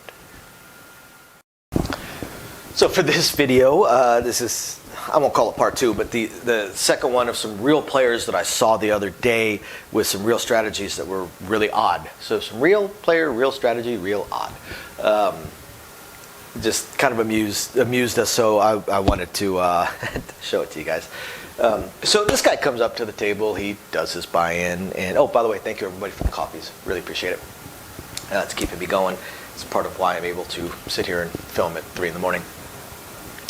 So the guy comes up to the table, buys in the middle of a roll, which I thought, okay, cool, the guy wants to play. Because again, as we've mentioned before, there's nothing wrong with buying in the middle of the roll if you want to play. It's considered bad courtesy, but if you want to play, there's nothing wrong with it. That's why it's allowed. But he bought it in the middle of the roll, and then he waited. He didn't play. Now that, there's no reason for. If you're not going to play during that roll, don't buy in. So once the winner or 7, I don't remember what occurred, he went ahead and started playing. His very first bet. Do we don't? $10 each. It's a good thing we're wearing masks because I get here at least 3 people start laughing. No way to win. Absolutely no way to win. One way to lose, but no way to win. So I was curious to see what he was going to do next, right? So we set a point. Didn't matter what the point may be. And he did nothing else. We were kind of flabbergasted at this. Like, what's this guy doing? Hope he's not trying to play for comps because he's getting a penny average bet. But he eventually evolved his bet into a $10 don't pass with a $30 pass. This makes no sense. It absolutely makes no sense unless you are using this in some way, shape, or form to decide based on the number whether you want to do a lay or you want to do odds. Then at least there's some sense behind it. But no, he actually never messed with those bets at all. It was just his bet. It made no sense. It's just it was absolutely stupid. There's no reason to do that. You might as well just do a $20 pass line bet. Like that is just that's just it's dumb. It's wasting your own time for no reason. I mean that's all it is. There's nothing inherently bad about it, but it makes no sense. It literally makes no sense. So then once there was a point, and he didn't do this every time. Sometimes that was just his bet, period. He just left that alone. So again, he should have just had a $20 pass line bet. Would have been a lot easier, made a whole lot more sense. And then every so often, he would do a $10 field. Okay, cool. And then every so often,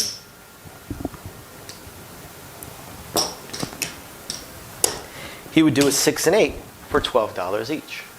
But again, there was no consistent strategy behind this. He was just doing some of these really, really oddball things here and there, but they were different. Sometimes he might have these plus the field bet, You really could never guess what exactly he was going to do. Shooter to shooter, roll to roll. He might do this. The player hits a winner. He gets paid there, loses the don't pass, and then they set the next point. He takes these down. Same shooter. We're flabbergasted, dumbfounded, bamboozled. Running out of words there. We had no idea what this guy's going to do in any given moment. When he started doing the field and did the 6 and 8, I was like, oh, maybe he's going to place the 5. Maybe he's doing a stupid do we don't, so he can just play the iron cross, which again, just don't bet those at all. But no, he never placed the 5, and his field bets were kind of odd. So I thought, okay, maybe he's placing the 6 and 8 so he can press and use these to expand out and just wants to play the numbers. Again, no point in the do we don't over there unless you're the shooter, but. Maybe that's what he's trying to do. Nope. Same bet, same bet, same bet, same bet. Maybe every so often it'd take me down. Okay, sure. Don't know why, but sure. So it was an absolutely baffling strategy. We at no point figured out exactly what his strategy was based around, what he was trying to do. As far as playing on the table, I do know that what he was actually trying to do, he thought he was trying to he was doing a false drop. He thought he was trying to play for comps. This was a player that would buy in for a couple $1,000s and do this kind of bet, where at its core he has a $20 average bet, or if you add these in, he has a $40 average bet. Because this is not at risk, and neither is all of this. He has $20 of this at risk, and then these. However, since he didn't do this all the time, he didn't have a $40 average bet. Since he did this some of the time, and this some of the time, his average bet was probably a little bit closer to 25, maybe $30 average bet. So yeah, if he was trying to get comps, I can pretty much guarantee that he got nothing. I mean, he'd have difficulty getting comp for a Coke, and we give those away for free. So yeah, that's an interesting strategy we came across. And yeah, I hope you guys find this interesting, or at least as baffling as I did. It was just strange. And thank you everybody for watching. Apologize for how short this video is, but there's honestly not much to this strategy. Just stuck out in my head and wanted to show it to you guys. If you guys don't like this kind of stuff, let me know, and I'll start eliminating it out. Thank you again, everybody, for the coffee. Hope you guys find this fun, interesting, enlightening, just plain interesting. We'll catch you guys next time. Bye now. So, as I promised, I wanted to go over very briefly our upcoming attempts at a third test live stream. So what's happened so far? The first test live stream just flat didn't work. The problem that I had was was an equipment problem. I had an equipment problem in that the equipment that I was using to translate the camera into streamable video to the computer required a better USB port than the computer I was using at the time. So that one just flat failed because it would not translate into the computer. The computer would not pick it up, would not read it, so I wasn't able to live stream it.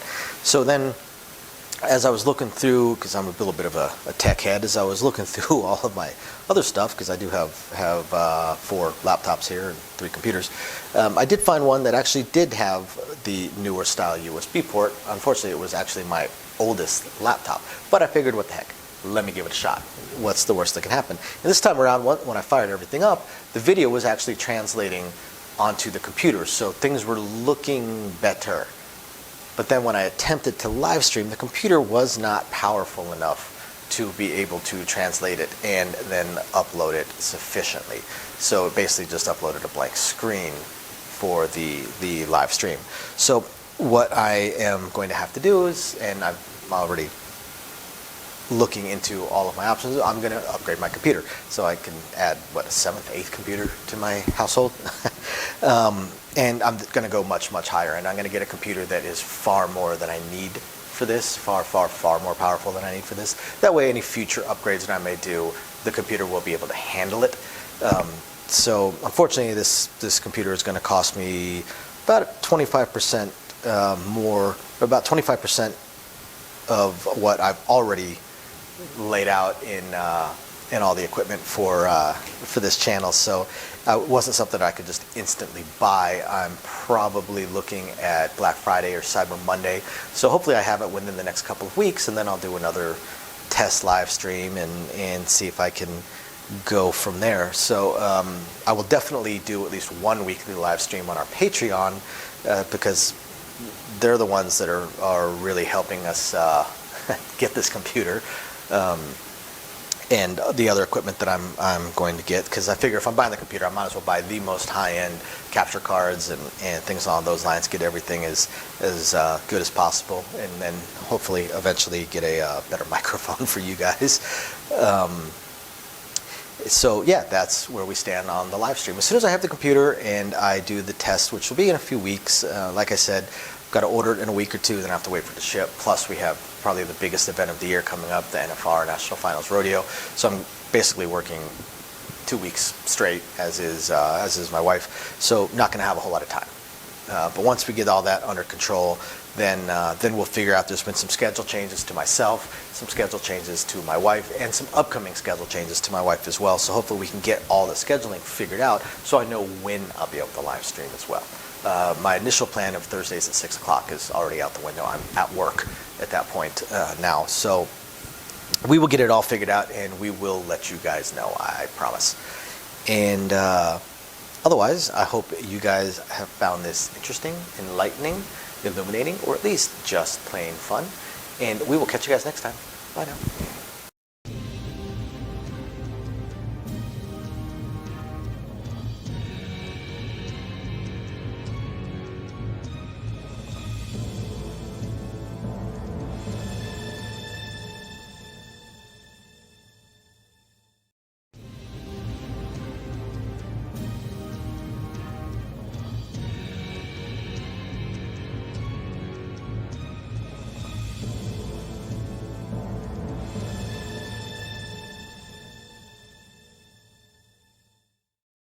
Hello everybody, and welcome to Sin City Living. My name is Jason. I'll be bringing you today's episode.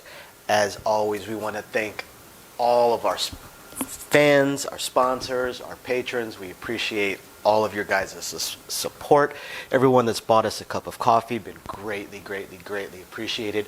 We've had a rough couple of weeks here in the family, been out of work for a week and a half, coming up on 2 weeks, thanks to our old friend COVID running through us. I don't want to take up a whole lot of time with the usual spiel, so all of you guys that are interested in what's going on with Sin City Living and what we plan on doing in the future with our live streams and upcoming events, please stick around to the end of the video or skip to the end of the video and watch. I will put most of that stuff in the ending spiel, and I will try and update it every week or two with more news. Otherwise, that being said, we're just going to go ahead and jump straight into today's video. So for today's video, we want to go over a strategy that one of our semi-regulars plays. Pretty interesting strategy, and thought we would show it to you. It's a little gutsy, but it's, again, interesting. Thank you, by the way, everybody, for the coffees. It was a great help through January and our illnesses, helping pay our bills and take care of our son's birthday. Moving forward, we definitely will start showing you guys some cool little coffees that we're buying when we can. Please, by the way, people, email us with some strategies, email us with some questions. We love shooting videos for you guys. Haven't gotten a lot of emails lately. Moving on. Now, this strategy, this player always does 96. He does 96 across. Right? And I'm going to go through these presses pretty slow. I'm going to go the slow, long way to show you guys, because he actually confuses the dealers when he does this, especially initially. Confuses the newer dealers. Now, he will do 96 across even if he is the shooter and has a pass line bet. The reason for that is because his entire strategy is predicated on having all 6 numbers. Because he does a sister press, but he does a sister power press. Pretty interesting in how he goes about it. So let's look at the 6 and 8. So with the 6 and 8, and again, I'm going to break this down and show you guys. Either one of them pays $21, right? So let's actually pay it 26 for 5. Nah, we'll pay it the long way. So $21. So what does he have to work with? He has $72 to work with. So that does not quite get him to his, oh, I'm sorry, not 72. He's got $57 to work with. That does not quite get him to his first press. His first press, he throws in $3, and he brings them both up to 30 each. Okay, so he will throw in $3, add $3 to it, and then he will go up to 30 each. So that's his first hit. Now the second hit pays 35. Okay, so you've got your 60 here, so you've got $95 to work with. If anybody can make a guess, I'll take a quick pause here, try and guess what he's going to do. He throws in a buck. He throws in a buck, and he takes them both to 48. Right, so at this point, he still has not collected. He's actually been throwing in extra money. He's thrown in an extra $4. So he's actually $100 invested into this roll. Now, the next time it hits, that 48 will pay 56. Now, the beauty with these is it doesn't matter which one hits. Since you're sister pressing, you're kind of combining them. You can have one hit here, one hit here, one hit here, and you're still pressing the same as you would normally. Now, this time he collects. This time he collects a little bit and just takes them both to 60. Takes both his bets to 60. Now, the next time one of them hits, he's going to collect. It pays, I almost went the quick way. Forgot that I was going to show you guys these. So it pays $70. So this time he's going to collect $10 and take them both to 90. Incidentally, for those of you guys that are watching that also deal, this is the exact same sister press, dual press, as if you were taking a 6 and 8 from $12 to $18. So the press move is actually give them the inside cap and then take one, leave one, and you get them both up to 90. When you're dealing with green and red, it's the same press moves as if you're dealing with red and white. So once he's at 90, his next move pays 105. Okay? Pays 105. Now what he's going to do, he's going to throw in $5. The reason for that is because he is taking both of his bets to 120 and collecting $50.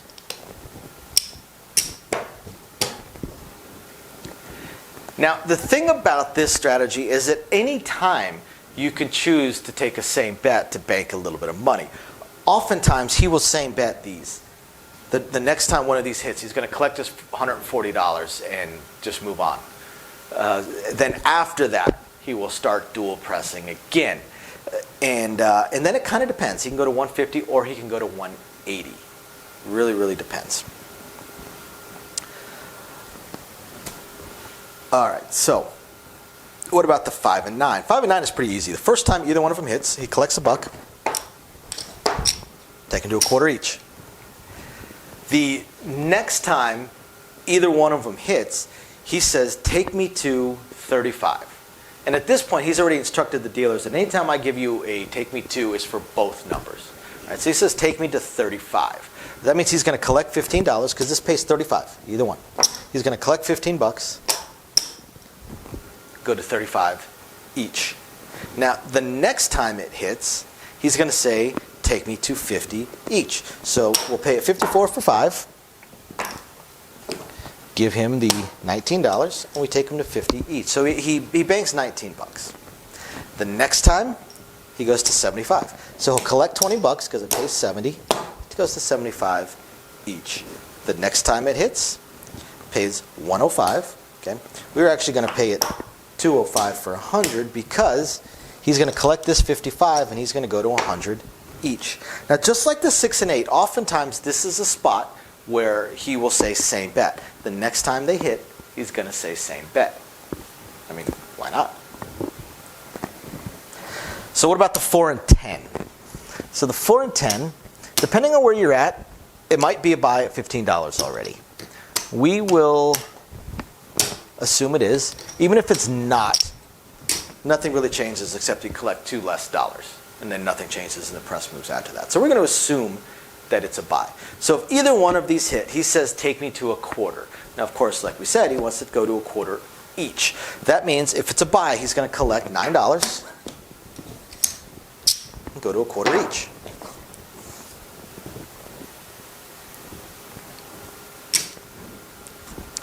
Now, after this, he throws in $1 if either one of them hits for the VIG, and he goes up to 50 each. If it hits again, he throws in the $2, and he goes up to 100 each. Now, this is the point where he is likely to same bet. Either same bet or go directly to his next move, because his next move he's still going to bank a little bit.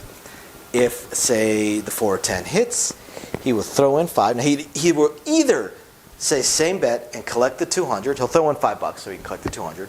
Or he will go to his next move. This move he would do after if he same bets, then the next hit he would do this. Take them both to 150 and he'll collect a black. He's actually collecting 95 because he threw in some money. But there we go. So this is an interesting little sister power press type strategy. Thought you guys might find it interesting, illuminating, enlightening, or at least just plain fun. Thank you very much, everybody, for watching, and we will catch you next time. Bye now. Okay, everybody, and as promised, all the usual blah blah that I try and do at the beginning of the video, we're going to go ahead and put near the end of the video.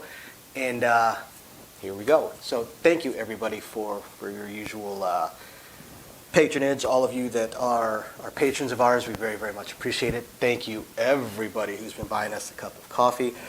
Love to say it's going to coffee right now, but this month with the entire family out for COVID, it's honestly going to Bill's and probably the kid's birthday in a week. But we definitely appreciate it. We're going to continue working on these live streams. I know you guys have seen some of them popping up. We just got to figure out the look of it, and some of the audio is still giving me issues. But hopefully we'll be getting those live streams and the craps tournaments going as soon as possible. Really just going to depend on scheduling.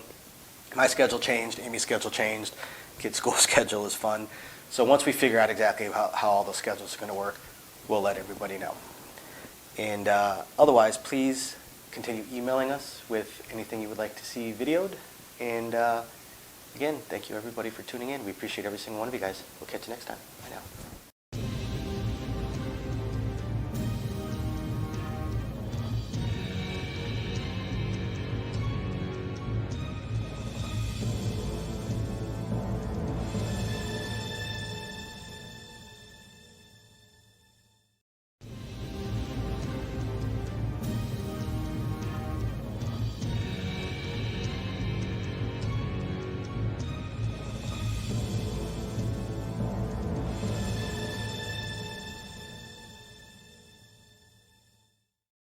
Hello everybody and welcome to Sin City Living. My name is Jason. I'll be bringing you today's episode.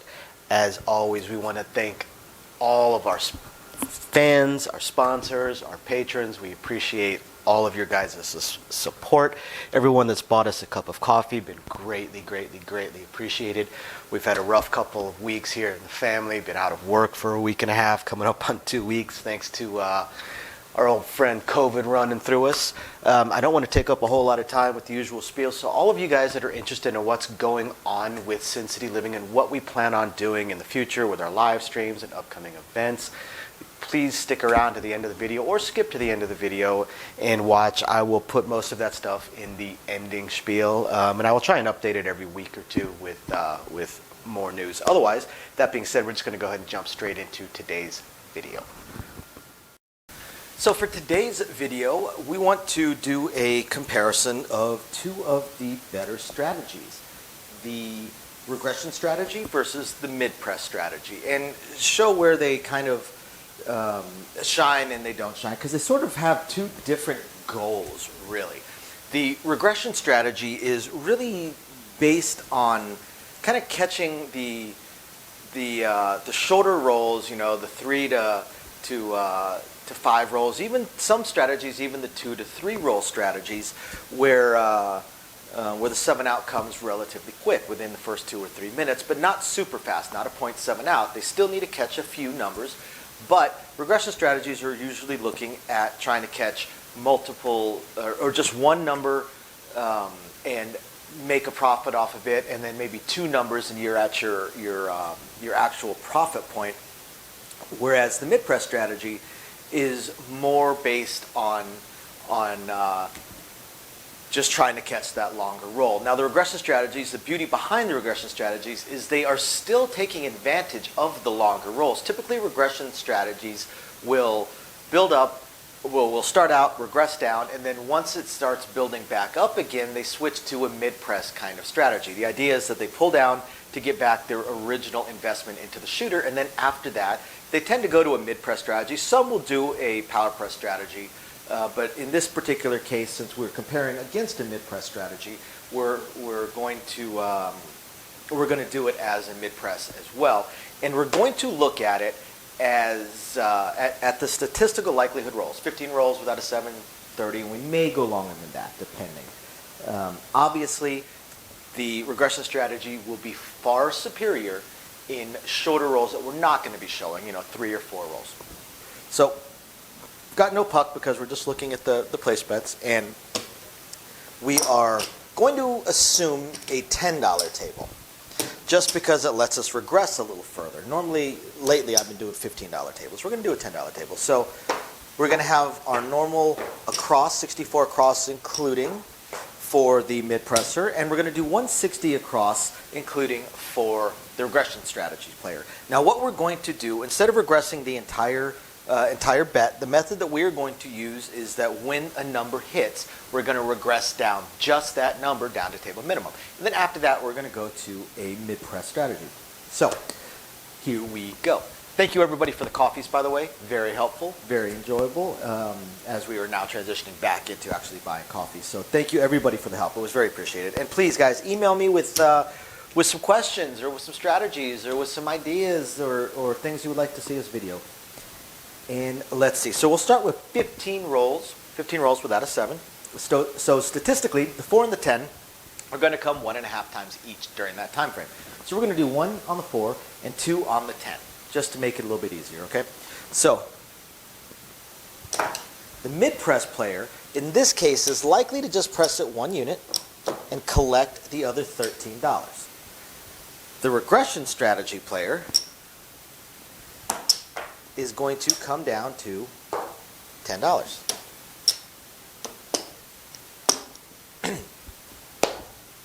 Now on the 10, it's going to hit twice. So this time they'll throw in the $2 to get paid 20. Press it up to 15. Collect the rest. Now the second time it hits, that's probably going to be a $3 bake, so we'll just do it this way. This time around, a mid-presser is likely going to go to a quarter. I'll do it this way so I don't have to color up that green. And the regression strategy player can throw in their $1 so they can get 50. And then they come down to table minimum.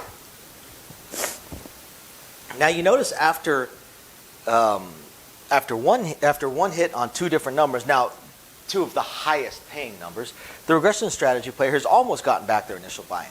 So the next time it hits, again, they tend to go to a mid-press strategy, so we'll just go with 1. So 1 hit on the 4, 2 hits on the 10. Now let's look at the 5 and 9. 5 and 9 are statistically going to come 2 times each on a 15 roll hand. Now remember, the idea behind most pressing strategies is for a number to break the statistics, to roll more times than it should. You're really looking for any individual number to roll 7 to 9 times in a 10-minute time span. And we do see that every single night. But that's the true reason why people press. All right, so the mid-press player throws in $1 for 15, presses it just 1, and collects the first time. Now, the second time, they're going to collect $11, and they're going to mid-press themselves up to a quarter. Whereas the regression player comes down to 10, and then the second time around, we'll press it up, 1 unit, collect the rest. Now, on the 9, these guys are going to do the exact same things. press it up a unit, and then collect the $11 to go to a green. Whereas this player is going to collect, and then the next time around, collect.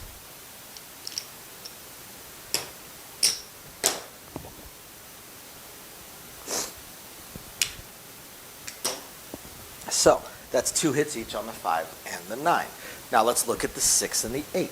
So the 6 and the 8 are statistically likely to come 2.5 times each. So we'll do 2 times and 3 times, just to make it easy. So the mid-press player the first time is likely going to just press it 1 unit. Now the second time, second hit, they are going to go to 30. And as a mid-press player, this one's only going to get 2 hits. I'm sorry, I'm getting ahead of myself. Now the regression strategy player is going to want to come down to the table minimum of $12. And then the second time it hits, go to pressing 1 unit. Okay, so now let's look at the 8. The 8 will hit 3 times in this scenario. First time, press it 1 unit. Second time, go to 30. And the third time, they throw $2 in, and they go to 42.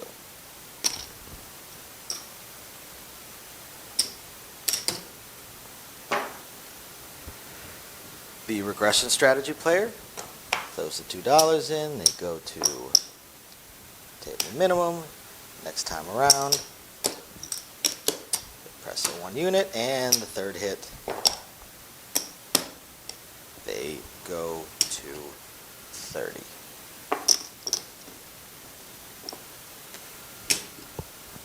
Now in this scenario, the regression strategy player has banked $390, put back $390 into their rack, while the pressing 1 unit player has obviously put a smaller amount into their rack. They're both still up, but one is obviously up more. They've gotten their initial $160 investment back, so if we take out that $160, they have banked a $230 profit. Whereas the other player with $64 in action has made $76 in profit. So significantly less profit for the mid-presser at the moment. So let's take a look going up to 30 rolls. So going up to 30 rolls, now at this point, statistically, both the 4 and the 10 should have rolled 3 times each. So we're going to do 2 more hits here and 1 more hit over here. So the next hit right here, they can go ahead and throw the $3 in to get paid 30, and they are going to go to a quarter. That's the first hit. Now the second hit, a mid-press player, which is actually the third hit at this point, is likely going to go to 50. So now let's look at the regression player, who is now in a mid-press scenario. So they're going to throw in the $2 to get paid 20. They're going to press it up 1 unit to start with. And then the next time around, they're going to throw in the $3 to get paid 30, and they go up to a quarter.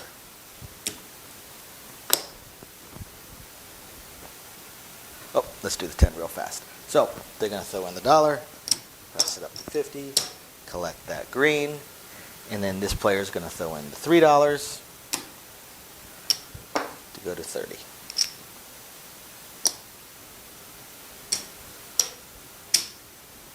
Let's go ahead and stack all this stuff back up. All right, so now let's look at the 5 and the 9. So on the 5 and the 9, statistically, we're looking at 4 hits each in this scenario. So they're going to get 2 more hits apiece. So the mid-press player, the one that just started out with the mid-press play, will immediately go up to 35. And then the next time around, they take themselves to 50. It actually is a faster way for me to do that, but I want to break down and give some more ones just in case we need them. So the regression player goes up to a quarter because they are now in a mid-press scenario. Then the next time around goes to 35. Same thing is going to happen over here. They're going to go to 35 initially, then they're going to throw in the dollar, go to 50, collect all this, and this player will go to quarter the first time, and then 35 the next time.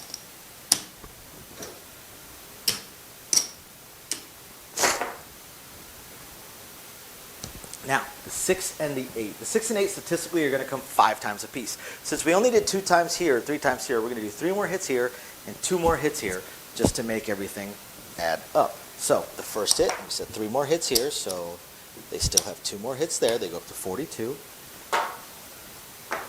Then they go up to 60. And then after that, there's a couple different directions to go, 72 or 90. Typically, more often than not, I see people that go up to 90. That is a little bit more common, so we'll stick with that. So 3 more hits for this player. First thing, they go up to 30. Secondly, they throw in the $2. And then thirdly, they go to 60.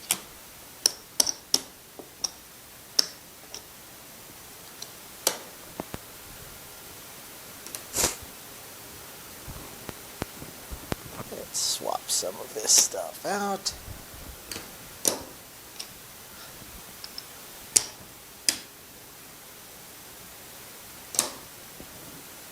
All right, so now we're looking at 2 more hits on the 8. So immediately go up to 60. Then the next time around, go up to 90. This player will collect their green, and then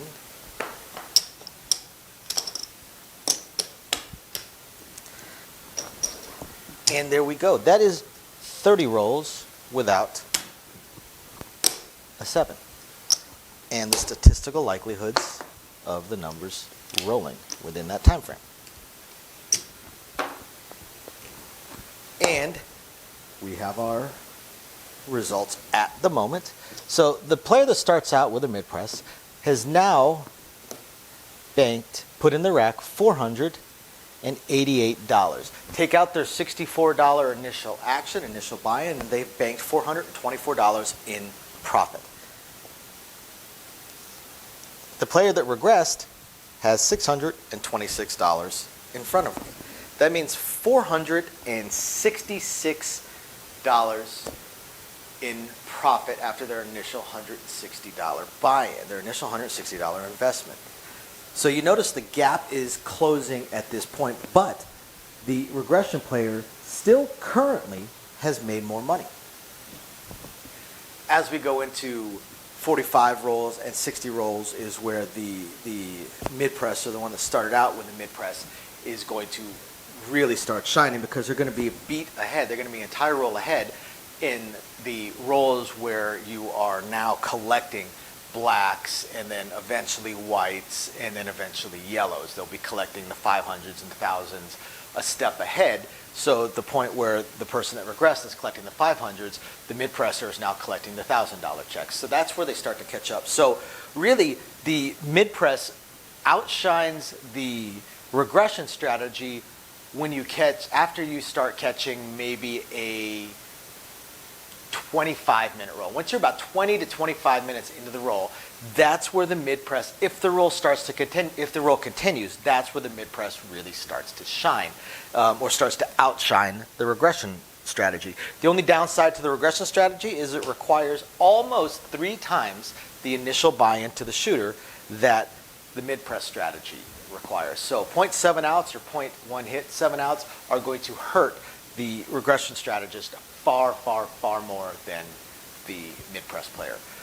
But the 5 to 10 minute rolls, the regression strategist is going to end up banking more money, or even the 10 to 15 minute rolls, and really the 15 to 20 minute rolls, they're probably going to bank more money. Again, this is with the statistical likelihood. So if any numbers defeat those statistics and hit an extra 3 or 4 times at the expense of another number, then that's where the mid-press will shine. Because again, the mid-press really starts to shine once numbers start hitting 6 or 7 times, depending on the number.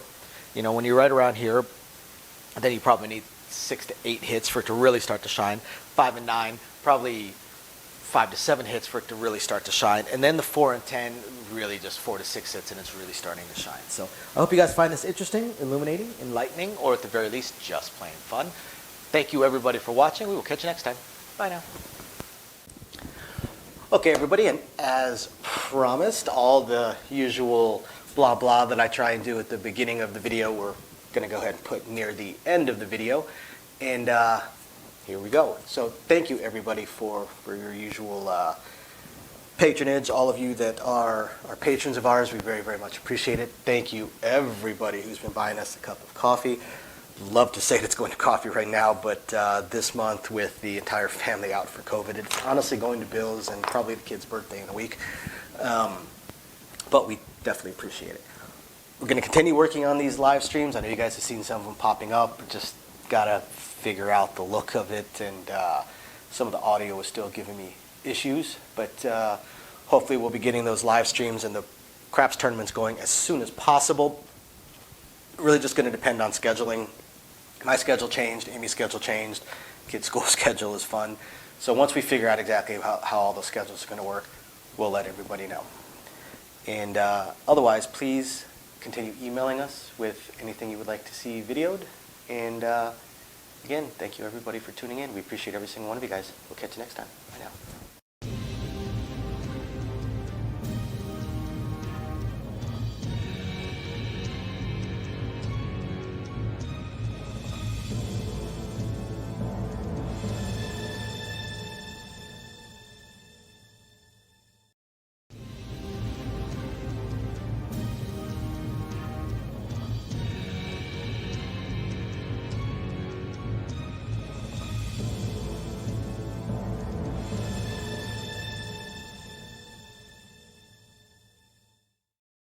Hello everybody, and welcome to Sin City Living. My name is Jason. I'll be bringing you today's episode.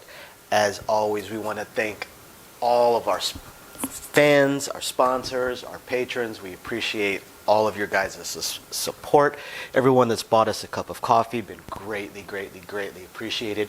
We've had a rough couple of weeks here in the family, been out of work for a week and a half, coming up on 2 weeks, thanks to our old friend COVID running through us.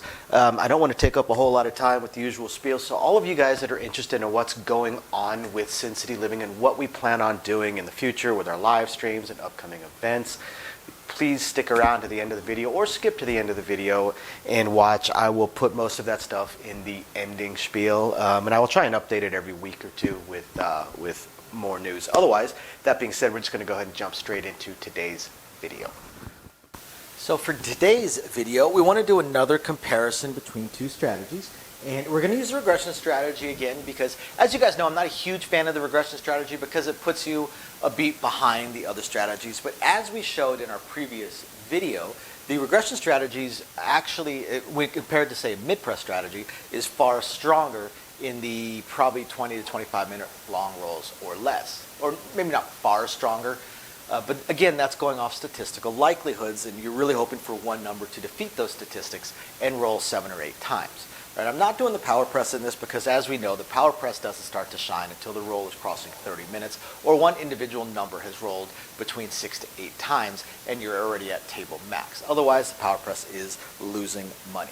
Right? Most power pressers lose when they win. Oftentimes, they hit for anywhere between 5 to 50,000, depending on table minimums, or higher if you're at a more elite table. But they take a lot more losses than wins as far as playtime goes. So we're going to compare the regression strategy to the press 1 unit strategy because the press 1 unit strategy should be a little bit closer to the same types of goals as the regression strategist, where the regression strategist is trying to break even within the first 2 or 3 hits of a number, and the press 1 unit won't do that, but they do have less involved per shooter. You have 160 at risk, including the point, as a regression strategist if you're doing the 160 across thing, and the press 1 unit has only got $64 at risk, so not quite a third, but definitely a significantly smaller amount at risk. So the 0.7 ounce don't hurt as bad. So we're going to do it just like we did with the last one, where the regression strategist is going to start with 160 across and is going to regress individual numbers. Once an individual number hits, they will regress down to table minimum. And to make it more fun, we're going to do this table minimum as a $10 minimum bet table. Very early morning, I'm running off 3 hours of sleep, just dropped the kid off at school, so that's why my hands are not where they should be, or my brain, really. So, yeah, let's get started. Thank you, everyone, for the coffees, by the way. Very, very, very appreciated. All that support means a ton to us. I can't tell you how much that meant to us during the month of January. And please, email us with anything you've got, any questions, any ideas, things you'd like to see us shoot, or strategies you would like us to see us analyze. Now, let's start with 15 rolls without a 7. So statistically, 15 rolls without a 7. The 4 and the 10 are going to hit 1.5 times each. So we're going to do 1 time for the 4, 2 times for the 10. We're going to catch it up when we get to further rolls. So the press 1 unit player will make $18. Press it up 1. Boom. There they go. The regression strategist is going to get paid their $49. Regress it down to $10. Now we're going to, once they've regressed, we're going to put them, the regression strategist, on a mid-press strategy, because that's what a lot of them tend to do. I actually do anticipate this strategy to defeat the press 1 unit strategy. All right, so with the 10, we said it's going to hit twice. So they'll throw in their $2 for 20, press it 1 unit. The next time around, it's going to get paid $29. They press it 1 unit again.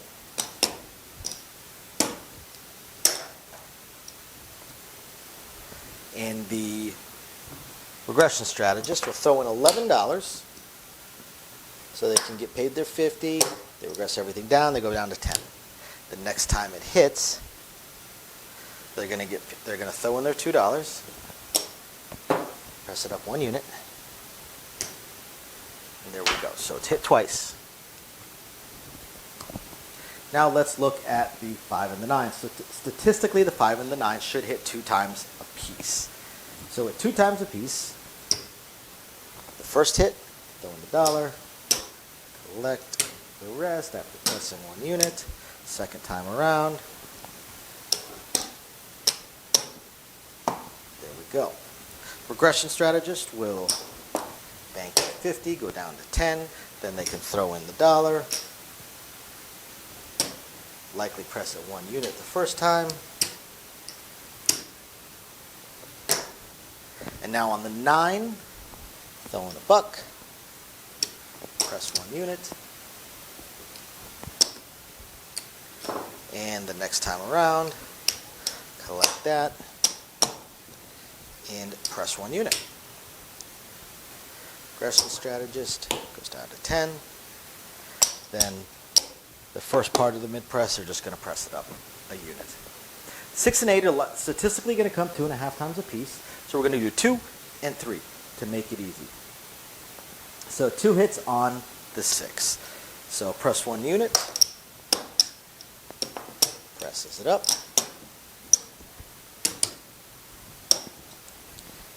And keep doing that. And then the next time around, press 1 unit. Regression strategist goes down to 12. And then the first hit is going to press 1 unit. Now let's look at the 8. So the 8, we said 3 times. So 1 unit, 1 unit, and 1 unit. Regression strategist goes down to 12 the first time. Second time around, 1 unit. And the third time around, because they tend to enter into a mid-press system, is now going to go up to 30. Let's clean this up a little bit.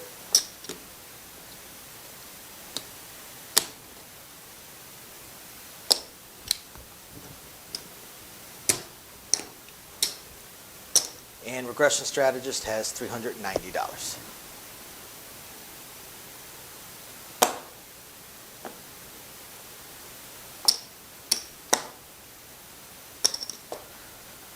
Press 1 unit strategist has $168 in front of them.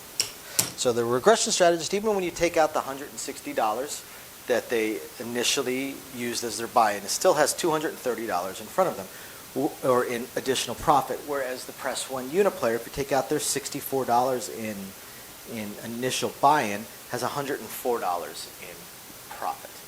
Okay. So, like I said, I did anticipate the regression strategy to defeat the pressing 1 unit strategy. Pressing 1 unit is a highly underrated strategy, extremely underrated strategy. As we showed in its initial introduction in this channel, it defeated the mid press and the power press and the iron cross in the initial 15 and 30 roll hands. So it is a highly underrated strategy, but in this case, the regression strategy actually beats it. And the regression strategy beats it in almost every single category. You're going to make back your initial investment faster, and you're going to make more profit sooner, and in the long run, make a higher profit. If I were to continue this, and I'm not going to do the 30 roll because the comparison is already pretty extreme that the regression strategy is the superior strategy here. As it continues on, since the regression strategists are in a mid-press method already, are going to make more profit faster. Press 1 unit players will either continue to press 1 unit until they hit the double green, as in 60 here and 50 on the other numbers, or the initial single green of the 160 across, before they tend to switch to a mid-press. The press 1 unit players do tend to eventually switch to a mid-press if they know it, if they understand it. A lot of press 1 unit players are brand new players, though. So either way, no matter how you do it, the regression player is going to end up with more money. The downside, the only downside, is that initial investment, that initial buy-in, that initial investment per shooter of $160. So I hope you guys find this interesting, illuminating, enlightening, or at the very least, just plain fun. And we thank everybody for watching. We'll catch you next time. Bye now. Okay, everybody, and as promised, all the usual blah blah that I try and do at the beginning of the video, we're going to go ahead and put near the end of the video. And here we go. So thank you, everybody, for your usual patronage. All of you that are patrons of ours, we very, very much appreciate it. Thank you, everybody who's been buying us a cup of coffee.